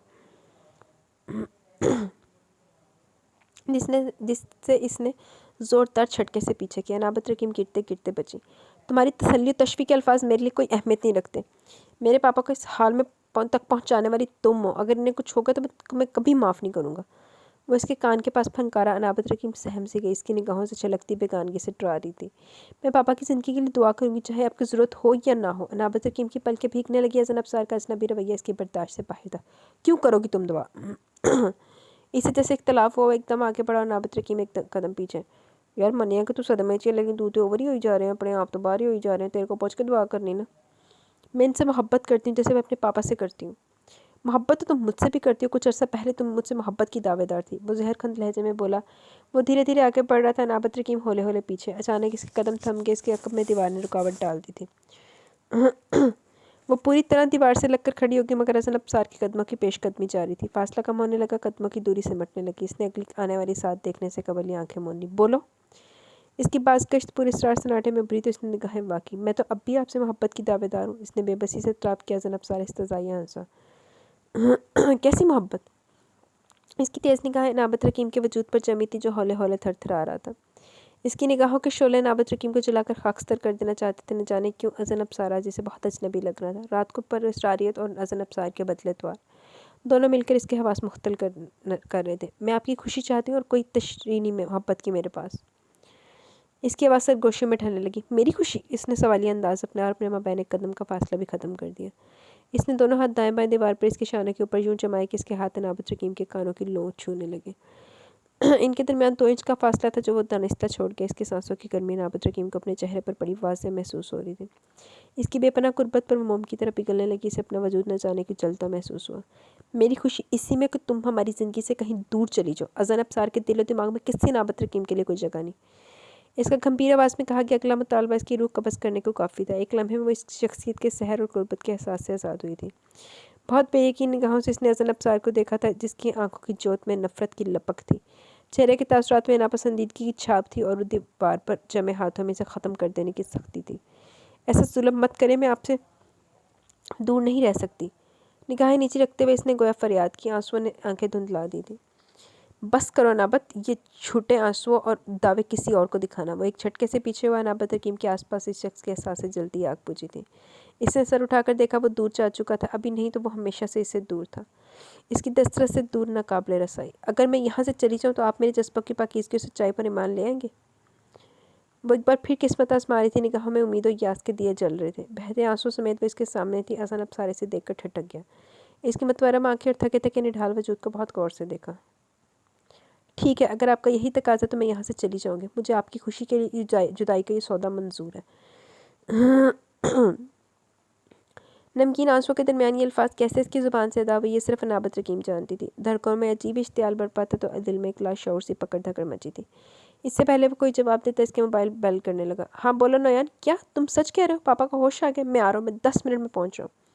वो खुशी से लबरेज लहजे में बोला। वो जैसे एक पल में हर शय भूल बैठा था। इसके हर अंदाज से बेपनाह खुशी छलक रही थी, जैसे इसे हफ्ते क्लीम की दौलत मिल गई हो। बहुत पुरजोश अंदाज में बाहर निकल के वो एक बार फिर इसे फरामोश कर गया। अब की बारी से अनाबत रकीम की दहलीज पर वापस नहीं आना था। वो इसे दायमी अलविदा कह गया था। इसके अंदाज़ा अनाबत रकीम को अपने अंदर कर लाते बैन को सुनकर हुआ। वो शिकस्त खुर्दा सी कारपेट पर बैठती चली गई। इस काबिल ही नहीं थी जितना तो दिल लाया। चंद दिनों बाद शहवार अफसार के हॉस्पिटल से डिस्चार्ज कर दिए गए। इनम और रकीम हाशिर बिला नागन की मिजाज पुरसी के लिए आते थे। जिस दिन शहवार अफसार घर आए इसी दिन इसने रकीम हाशिर के साथ घर आ जाने का इंदिया सुना दिया। इतने गैर मुतवक्का फैसले पर तमाम जुमला अफराद हैरान थे। हालात की पेचीदगी वो बखूबी समझती थी। वो ये भी जानती थी अगर इसने सबको ये बता दिया वो कभी वापस ना आने के लिए जा रही तो किसी न किसी ताबील और दलील या दहाई ज़रूर इसके कदम रोक लेगी। इस घर को तुम्हारी ज़रूरत है, रिदा ने ढके छुपे अल्फाज में से रोकना चाहिए। हालात में अनाबत का जाने ने बहुत अजीब लग रहा था। मैं जल्दी वापस आ जाऊँगी मामा, पर प्लीज़ मुझे इजाज़त दे दें आप। इसका रुख अब शहवार अफसार की तरफ था। इन्होंने शफकत से इसके सर पर हाथ फेरा। जाने दे रिदा, अना बेटी जल्द ही लौट आएगी। आप मेरी वजह से हिचकिचा रही हैं तो मेरा ख्याल छोड़ दें। इस घर में बहुत से लोग हैं मेरी देखभाल के लिए। अब तो वैसे भी मैं भला चंगा हो गया हूँ। इनके अल्फाज पर अनाबत रकीम को अपना आप चलता हुआ महसूस हो रहा था। नदामत के बोझ तले इसका वजूद झुकता जा रहा था। पापा, आपको मेरे इरादों की क्या खबर? मैं आपके बेटे से किया वादा भी मुझे पूरा करना है। इसे अज़न अफसार की उल्फत में अपना घर और रिश्ते सबसे दस्तबरदार होना पड़ा था। फर्दन फर्दन सबसे मिलकर वो अज़न अफसार के सामने जा खड़ी हुई जो रकीम हाशिर से बगलगीर हो रहा था। आखिरी बार इसका नक्श चुरा लेना चाहती थी। इसने बहुत लाचार और तश्ना निगाहों से इसे देखा और फिर पल भर में लड़खड़ाते कदमों को लाते दिल की दहाइयाँ दे पाती अज़न अफसार की आशियाने को अलविदा कह गई और कुछ दिन का कहकर जाने वाली अनाबत वापसी का रास्ता भूल गई। इसने अज़न अफसार के साथ जाने से माजूरी जाहिर कर दी। इसके मुतालबे पर अफसार हाउस के मकीन हक तक रह गए मगर वो तलाक लेने के मौक़े पर बददस्तूर कायम थी। शहवार अफसार इसे खुद लेने के मगर इसने बहुत कठोरपन से इनकार कर दिया और वो तो तही दामा लौटा है। चौधरी करीम हाशिर को यही गुमान गुजरा कि इनके गैसों का सबसे डर कर चौधरी रकीम हाशिर ने अनाबत रकीम को वापस बुलवा लिया मगर अपनी बेटी के सामने मजबूर थे। लिहाजा चौधरी करीम हाशिर गुज़िश्ता एक बरस से तलाक पर जोर दे रहे थे मगर चौधरी रकीम हाशिर टाल मटोल से काम ले रहे थे कि शायद इनकी बेटी की ज़िद टूट जाए। एक तरफ चौधरी करीम हाशिर का सबर जवाब दे गया तो दूसरी तरफ अनाबत रकीम अपना फैसला बदलने पर राज़ी नहीं थे। अनाबत रकीम भी की करे बेचारी, वो तो गंदा अंडा वही गंदा है ना। अज़न अफसार तलाक याफ्ता अनाबत बीबी ना सही बेवा तो हम ले ही जाएंगे। चौधरी करीम हाशिर के बेहिस अल्फाज के वजूद से जैसे हर एहसास झटकने लगे। वो हौले हौले काँप रही थी। एक बेबस करता खौफ इसे अपने हसार में जकड़ रहा था। चौधरी करीम हाशिर ने महज धमकी नहीं दी थी, इन अल्फाज और इरादों में चट्टानों की मजबूती थी। इन्होंने कहा तो वो सब कह कर गुजरेंगे। इसका अमली मज़ारा वो 1 साल कबल देख चुकी थी। क्यों लोग चाहते कि आपका नाम भी मेरे साथ ना रहे? इसकी मोहब्बत ने बहुत दुख से आरज़ू की। जब आपके बगैर रहना ही है तो नाम से क्या होता है? आपकी ज़िंदगी के एवज़ मुझे ये सौदा भी करना ही पड़ेगा। आपको तो कोई फ़र्क नहीं पड़ेगा अलामत रकीम आपके बगैर जिए या आपकी यादों के भंवर में डूब कर मर जाए। आपकी तो अव्वल रोज़ से यही ख्वाहिश रही है। वो इसकी मोहब्बत और चाहत की शिद्दत से ना वाकिफ़ तो ना था, इनकी दीवानगी से खूब बाखबर था। तुम्हारी याद की खुशबू मुझे रोने नहीं देती। किसी दर्द भरे गीत की सूरत उदासी फैल जाती है। तुम्हारी याद शाम गम में आंसुओं के गले लगकर पहरों बैठी रहती है। सांसों में जमी दर्द की सूरत बोसीदा डायरी में सजे अजनबी लफ्ज़। अधूरी रात का पूरा चांद तेरी याद के बिस्तर में मुझे सोने नहीं देता। पलकों पे सजे नोखेस ख्वाब बेतु के इंतज़ार में गम आँखें तेरी ही खोज में रहती हैं। उड़ते बादलों के सीने में भीगी हुई सोचें हर तरफ फैली हुई अपने खोल में सिमटी हुई इंतज़ार की गर्द में लपटी हुई मध्यम तस्वीरें मैं चाहूँ भी तो मुझे खोने नहीं देती। सदियों से जागते लम्हे चुपके से कहते हैं मेरे कान में आकर बदलते मौसमों में इंतज़ार की शिद्दत में कोई बेखबर तो नहीं। रकीम ने तलाक के पेपर्स भिजवाए। अना खुला चाहती है और वापस आने के लिए तैयार नहीं। शहवार अफसार ने कदरे बुझे हुए लहजे में इत्तला फराहम की। अज़न अफसार का पानी की तरफ बढ़ता हाथ एक साथ के लिए साख्त हुआ। इसकी ज़िद से वो बेखबर तो ना था। इसे मालूम था वो कभी वापस नहीं आएगी। इसने खुद अनाबत रकीम को अपनी ज़िंदगी से बेदखल होने को कहा और इसकी चाहत की सच्चाई और जज्बात की सदाकत इससे बढ़कर और क्या हो सकती थी। वो इसके एक बार कहने से अपनी मोहब्बत के फूलों को अपने कदमों तले मसलती, अपने ख्वाबों की इमारत को अपने कदमों तले कुचलती, इसकी जीत के और आग से अपना जिक्र मिटा गई थी। वो खुद ऐसे हालात का मुतमनी था। वो चाहता था कि अनाबत रकीम से इसका ताल्लुक बाकी न रहे। तो फिर देर किस बात की? तो अपनी ही ख्वाहिश पर अमल दरामद करने में से क्यों 1 साल का अरसा बीत गया?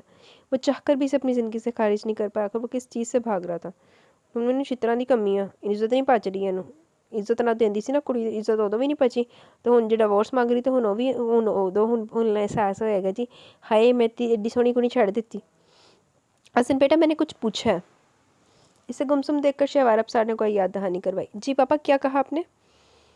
इसने गड़बड़ाकर दोबारा पूछा, तुम तलाक के पेपर्स पर साइन कर दो ताकि मैं वापस भिजवा सकूं। इसकी खोई खोई कैफियत भाप कर शहवार अफसार ने खुले लफ्ज़ों में बात की। जी पापा, मैं कर दूंगा।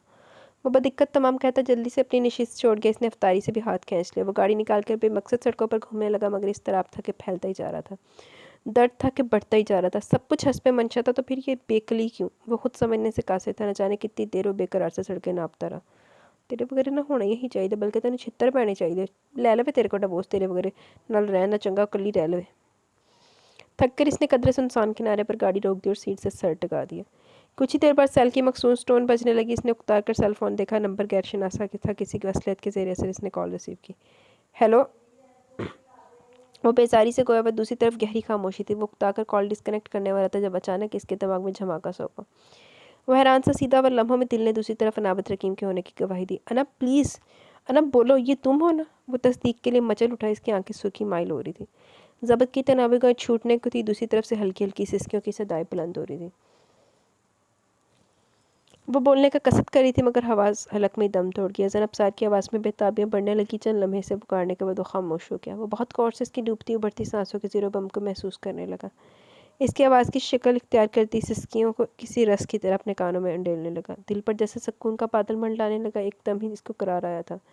बेचैनी को राहत मिली थी। वो चुपचाप मोबाइल कान से लगाए। पूरे 1 साल बाद अपनी मनकूहा के एहसास को महसूस करा। 1 साल पहले ख़त्म हो गए से ना। 1 साल पहले एनू ना नहीं एहसास नहीं होया सी अपनी मनकूहा दा। प्लीज़ मुझे तलाक दे दे। हिचकियों के दिमाग पर इसने बहुत हिम्मत मजतमा करके कहा।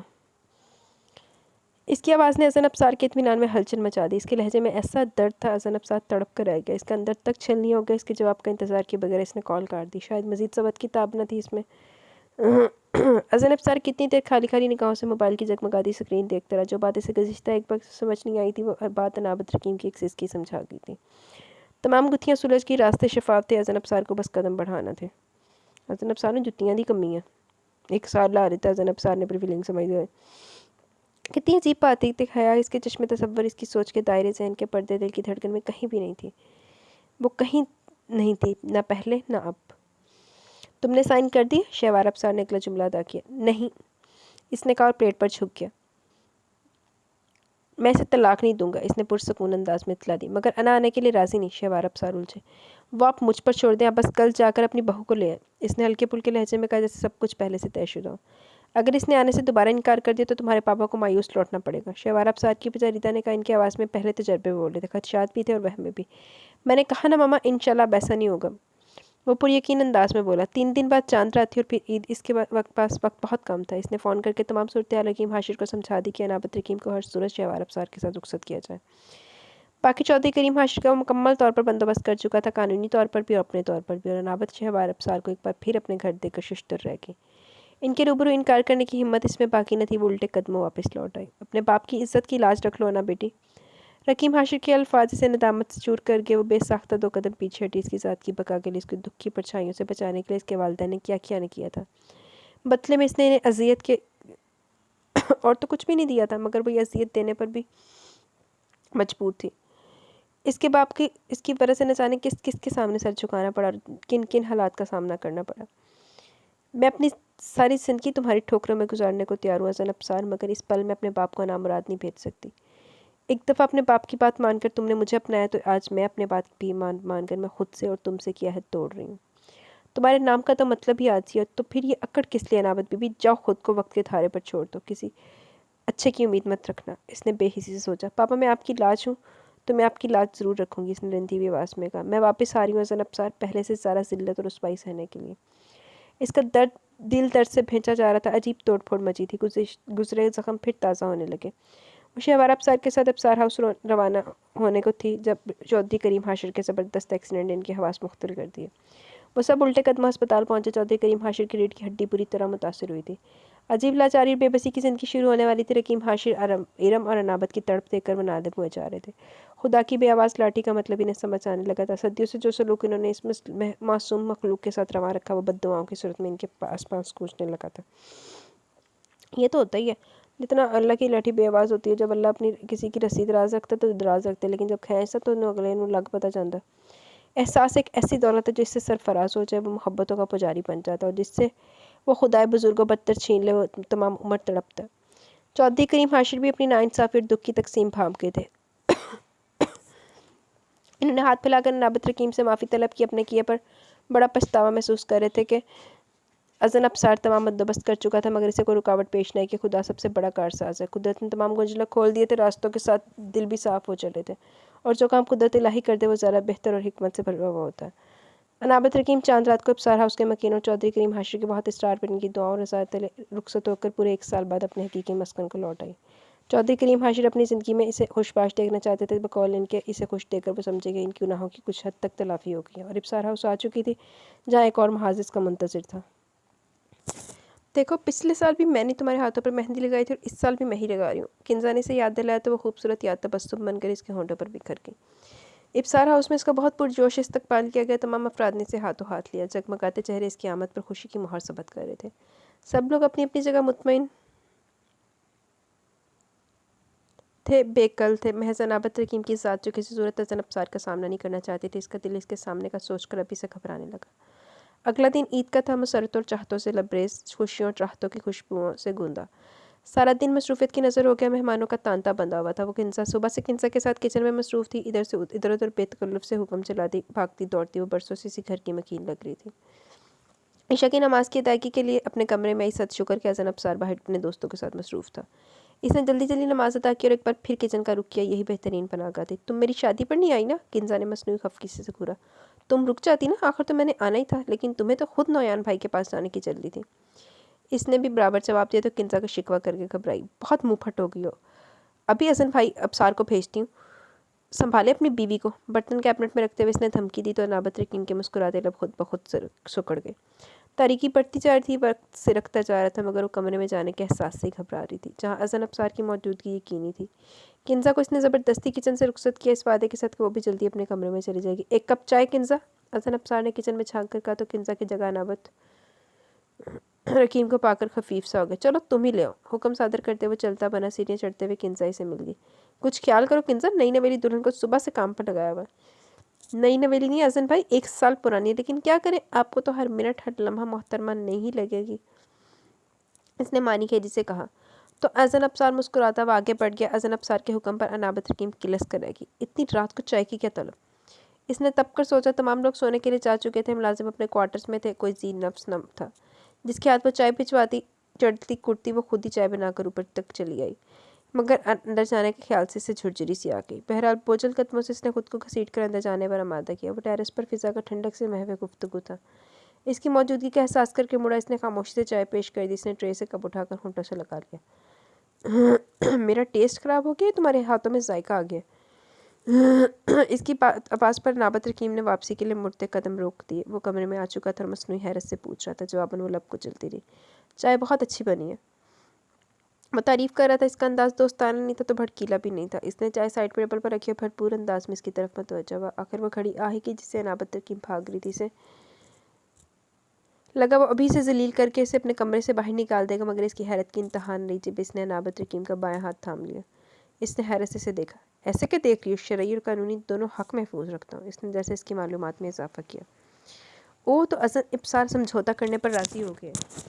और एक बार फिर मेरे अपने ख़ानदान की खातिर एक सोच रुखसत हुई तो दूसरी ने फ़ौरन जगह बनाई। मैं आपको समझौते पर मजबूर नहीं करूँगी, आप मुझे आपकी बार अफ़ाज़ी बोझ मत समझें। इसने दो टोक अंदाज में कहना चाहते हुए भी इसकी आवाज़ में नमी खुल गई। तुम्हें लगता है कि समझौता है? वो संजीदगी से पूछता एक और कदम आगे बढ़ाया। अज़न अबसार ने बहुत अचानक इसका हाथ छोड़ दिया। इसने खौफज़दा अंदाज में अपने हाथ को देखा। तो क्या वाकई समझौता है? वो खुद हैरान थी। हाँ। इसने इस बात में सर लाया। इसके अलावा क्या हो सकता है? वो मज़ीद गोया भी।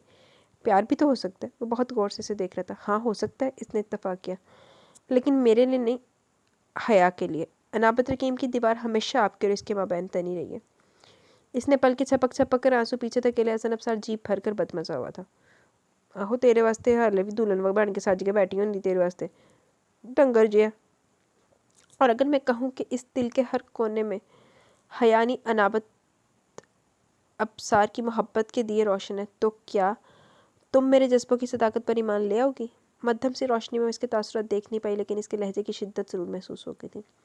एक बार इसने अपनी चाहत का यकीन दिलाना चाहा और अज़न अबसार ने इसे धुतकार दिया और अब वो इससे यकीन का मुतालबा कर रहा था। वक्त का पहिया उल्टी रफ्तार से घूम रहा था।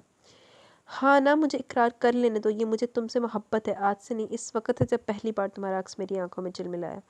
मैं इनकारी था तो महज इस वजह से कि मैं अपने और हया के रिश्ते में बेईमानी नहीं चाहता था। मैं अपने असूलों से हटकर कुछ नहीं करना चाहता था। मैं हर रिश्ते के साथ इंसाफ करना चाहता था। बाकी रिश्तों के इंसाफ के तराजू में तोलते तोलते मैं खुद अपने साथ नाइंसाफ़ी करके अपनी मोहब्बत को अपने हाथों से अपनी ज़िंदगी से बेदखल करके तकलीफ सिर्फ तुम्हें नहीं पहुँचाई, मैंने खुद पर भी खुशियाँ हराम कर ली थी। तुमसे शादी और फिर पापा पर अटैक, ये ऐसे हालात थे जब मैं कमज़ोर पड़ने लगा था।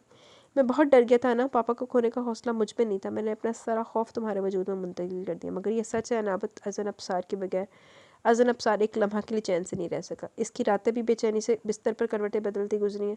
अना की सिस्कियों, इसकी बेपाया मोहब्बत ने इसका हर दम पीछा किया था। वो एक लम्हा भी इसे फरामोश नहीं कर पाया। शायद खुदा ने मुझे आजमाइश में डाला था ताकि तुम्हारी मोहब्बत की जड़ें मेरे सीने में मजबूती से जगह बना लें। अगर अनाबत ने पल पल तड़पते गुजारा तो जी अज़न अब्सार भी नहीं रहा था। वो धीरे धीरे अपनी शिकस्त तस्लीम कर रहा था। वो दम सादे इसका इकरार अपने दिल में उतार रही थी। इख्लाफ की गुंजाइश कहाँ थी, वो खुद इसकी मोहब्बतों के जहर में जकड़ी रही थी। मुझे छूटे बहलावे मत दे, मैं आपको शीशे का ख्वाब नहीं सजाना चाहती। अब के जो ये ख्वाब चकना शुरू हुए तो मैं संभल नहीं पाऊंगी। मैं इन तूफ़ानों की आदी होगी। मुझे इन थपेड़ों में रहने दें, मुझे अपनी आर्जी पनाहों की आदत मत डालें। वो ज़ब्त करते करते चीख उठी थी। इसने अनाबत रकीम के कंधे के गिर्द अपना बाजू हमाइल के इसके अपने करीब किया और चलते हुए इसे अपने साथ लगाए अंदर ले आया। अज़न अब सारने से बेड पर बिठा दिया। इसने कोई मज़ाहमत नहीं की, वो बेआवाज़ से सकती रही। चलना तो हमें साथ ही है, लेकिन मैं ज़बरदस्ती नहीं करूँगा। तुम चाहो तो अपना फ़ैसला बदल सकती हो। वो रुक कर मुखातिब हुआ। बोलो अना, मुझे तुम्हारी हर सज़ा मंजूर है। तुम मुझे इंतज़ार करने को कहोगी, मैं तुम्हारे लौटने का मुंतज़िर रहूँगा। जब तक तुम चाहो मैं तब तक तुम्हारा इंतज़ार करूँगा। वो पूछ रहा था। वो चुपचाप बहते आंसू से साहिर को देख रही थी, जिसे देखते इसका दिल बगावत करने लगता था। प्यार में जज़ा और सज़ा कहाँ होती है। वो इससे मोहब्बत करती थी। इसकी हर धड़कन वो शख्स किसी सास की तरह सुनाई देता था। तो फिर वो सज़ा कैसे देती। इसने बहुत मोहब्बत से इसके रुखसारों से दो पानी के मोती चुन लिए। क्या तुम्हें अज़न अब्सार से मोहब्बत है, वो बहुत गंभीरता से पूछ रहा था। हाँ ले एनु ना एक वो जैसे एप्लीकेशन लिखते सीख ली हुई है, ये इनको ना रुका लिख के दे। पहले रुका ने पहले भी नहीं मनिया, जो पहले लव लेटर दिता सी। ये भी भला पूछने वाली बात है। इसने किलस कर सोचा, क्या अब भी मेरी इकरार की ज़रूरत है। आंखें रगड़ते हुए तीखेपन से बोली, शुक्र है तुम्हारी ज़ुबान तो खुली, वरना तो मैं तो समझा था सचमुच सज़ा सोचने बैठ गई। इसने लम्हों में रंग बदला। पहले तो बहुत पटर पटर ज़ुबान चलती थी, मोहब्बत के इज़हार में तुम्हें एक लम्हा नहीं लगता था। अब क्यों ताले पड़े हैं ज़ुबान पर, जब मेरा दिल करार सुनने को बेताब है। वो शरारत से मुस्कुराए तो बेतरह सटपटा गई। इसके शौक अंदाज महसूस करके इसके इरादे दम तोड़ने लगे। आप बहुत बुरे, इसने मान भर शिकवा किया। जैसा भी हूँ सिर्फ तुम्हारा हूँ, इसी ने जज्बात से पुर लहजे में कहा तो वो छेम कर रुख मोड़ के हैप्पी वेडिंग एनिवर्सरी एक रिंग पॉकेट से निकाल के इसने नाबत रकीम की उंगली में जीनत बनाकर कहा। तुम्हें याद है इसी दिन तुम मेरे पल्ले पड़ी थी। वो मुसलसल इसे चढ़ा रहा था। वो सचमुच चिढ़ गई। इतना ही बड़ा बोझ हो तो वापस क्यों बुलाया। वो बुरा मान गई। बस यार, अब गलती की है तो भुगतनी भी पड़ेगी ना। वो मुसलसल इसे सता रहा था। मुँह फुलाकर एक तरफ होगी। अच्छा सुनो, ईद मुबारक। इसने बाजू से पकड़ कर इसे सामने किया। आपको भी। इसकी चमकती आंखों को खाते में लाते हुए बोली, चलो अब मेरी ईदी निकालो। मैं क्या दूँ। वो हड़बड़ाई। सब कुछ तुम्हारे पास है, इसीलिए तो तुमसे मांग रहा हूँ। धमकी देते हुए इस आगे बढ़ा। एक लम्हे में इसका मखरूती हाथ थाम लिया। मैं वापस आ गई हूँ, क्या ये किसी ईदी से कम है। हाथ को इसकी गिरफ्त से आज़ाद करवा कर वो एक अदा से बोले, इसीलिए तो तुमसे मांग रहा हूँ। इसका ज़ोमानी अंदाज से इसके असाब चटकने लगे। जो आपने मेरे साथ किया, इसके बाद तो मुंह धो रखें, किसी ईदी की तोका ना रखें। वो भी हिसाब बाग करने मैदान में निकल आई। ओहो, शेरनी के पंजे निकल आए हैं। इसने इसे मज़ीद तपाया। आप मुझे लड़ाका कहने की कोशिश करें। वो सब कुछ भूल भाल कर इसे उलझने लगी, मगर इसके जज्बात में मचलते इरादे और बेलगाम होती निगाहें जिससे बटने पर मजबूर कर गई। इसकी चलती ज़बान को एकदम ब्रेक लगी। वो फ़रार की राह तलाश करने लगी। तुम बस मेरे पास रहो। मखमूर लहजे में फरमाइश आई। मैं तुम्हें हमेशा खुश रखूँगा ना, बस तुम। वो इसके बोलने का इंतज़ार करती रही। काफ़ी देर बाद इसकी मुसलसल खामोशी पर नाबत ने नज़रें उठाकर इसे देखा। बस तुम मुझ पर जग भर भर कर पानी के मतन डेलना। नाबत के चेहरे पर फैलती उलझन इसके शरीर जुमले के आखिर में गुस्से में तब्दील हुई और अज़न अब्सार का बेसाख्ता कह कैसे जिज करने को काफ़ी था। अज़न आप। इसने तनबीही अंदाज़ा अपनाया, मगर अज़न अब्सार इसका जुमला काट गया। बदतमीज़ लड़की, क्या तुम्हें पता नहीं मशरक़ की लड़की अपने शौहर का नाम नहीं लेती, तो फिर क्या कहकर बुलाती हैं। इसने बहुत मासूमियत से पूछा। हाँ, अभी तो हमारे चिंटू बिंटू बबलू टाइप नन्हे मुन्ने भी नहीं है कि तुम मुझे इनके पापा कहकर बुला लो। चलो तुम मुझे जानू वगैरह कहकर पुकार लिया करो, जैसे अक्सर लोग कहते हैं। इसकी शरारत भरी खिलखिलाहटें इसके जज्बात को गुदगुदा रही। जिसने बाजू से पकड़ कर इसे खुद में समो लिया। वो खींचती हुई इसके हसार में कैद होगी। बरसों की मसाफत जैसे ख़त्म होगी और सरशारी रगो पै में सरायत करके अब जब मोहब्बत का यकीन इसके हमरा था तो देर किस बात की थी। हसन अब्सार का साथ इसकी ज़िंदगी की सबसे कीमती मदाह था, वो इसे दूसरी बार खोने का हौसला खुद में नहीं पाते थे। इसने मोहब्बत के मुसाफिर का हाथ थाम लिया, फरार भी वही था। करार और पनाहगाह भी इसी के पास थी। इसके शरीर जुमलों पर इससे फरार होकर वो इसी के सीने में मुँह छुपा के इसके बावजूद भी पनाह ढूंढ रही इसके वजूद में ही पनाह ढूंढ रही थी। हसन अब्सार इसे बाहों में समेटे मुतमिन था तो अनाबत रकीम सरशाद थी। रात के भीगते चांद ने इनके साथ की दामी होने की बेसाख्ता दुआ मांगी और सितारों ने आमीन कहा। जी तो गाइज़, यहाँ पे हमारा नावल अपने इख्तिताम को पहुँचा। कैसा लगा आपको नावल? अपनी राय का ज़रूर इज़हार कीजिएगा। इंशाल्लाह जल्द मिलेंगे न्यू नावल के साथ। अभी काफ़ी टाइम हो गया इसको अपलोडिंग पे लगा के मैं सोने लगी हूँ, तो आपको इंशाल्लाह सुबह फजर में नावल दे दूँगी, ठीक है। तो मुझे बहुत सारा दुआ में याद रखें, अपना बहुत सारा ख्याल रखें, और इंशाल्लाह कल कोशिश करूँगी कल से पीरे कामिल भी रूटीन में आ जाए। तो उसकी 3 एपिसोड रह गई हैं बस, हाँ 3 एपिसोड रह गई हैं, तो उसकी भी एपिसोड देने की कोशिश करूँगी। और वो इंशाल्लाह मैंने इसी वीक मुकाना, क्योंकि ट्यूसडे से मेरे एग्ज़ाम्स हैं, तो उसके बाद अपनी ये वाली एक रूटीन ही बड़ी औखी सेट होनी है, तो वो वाला मैंने मुकाना है पहले इसी वीक में। तो आपने दुआएं करनी है जल्दी जल्दी अल्लाह पाक मुझे उसको ख़त्म करने की भी तौफीक अता फरमाए, क्योंकि लास्ट अभी कुछ रहती हैं एपिसोड रिकॉर्ड करने वाली। तो बाकी इंशाल्लाह मिलते हैं न्यू नावल के साथ जल्दी। तब तक के लिए मुझे इजाज़त दें, दुआ में याद रखें। अल्लाह हाफिज़।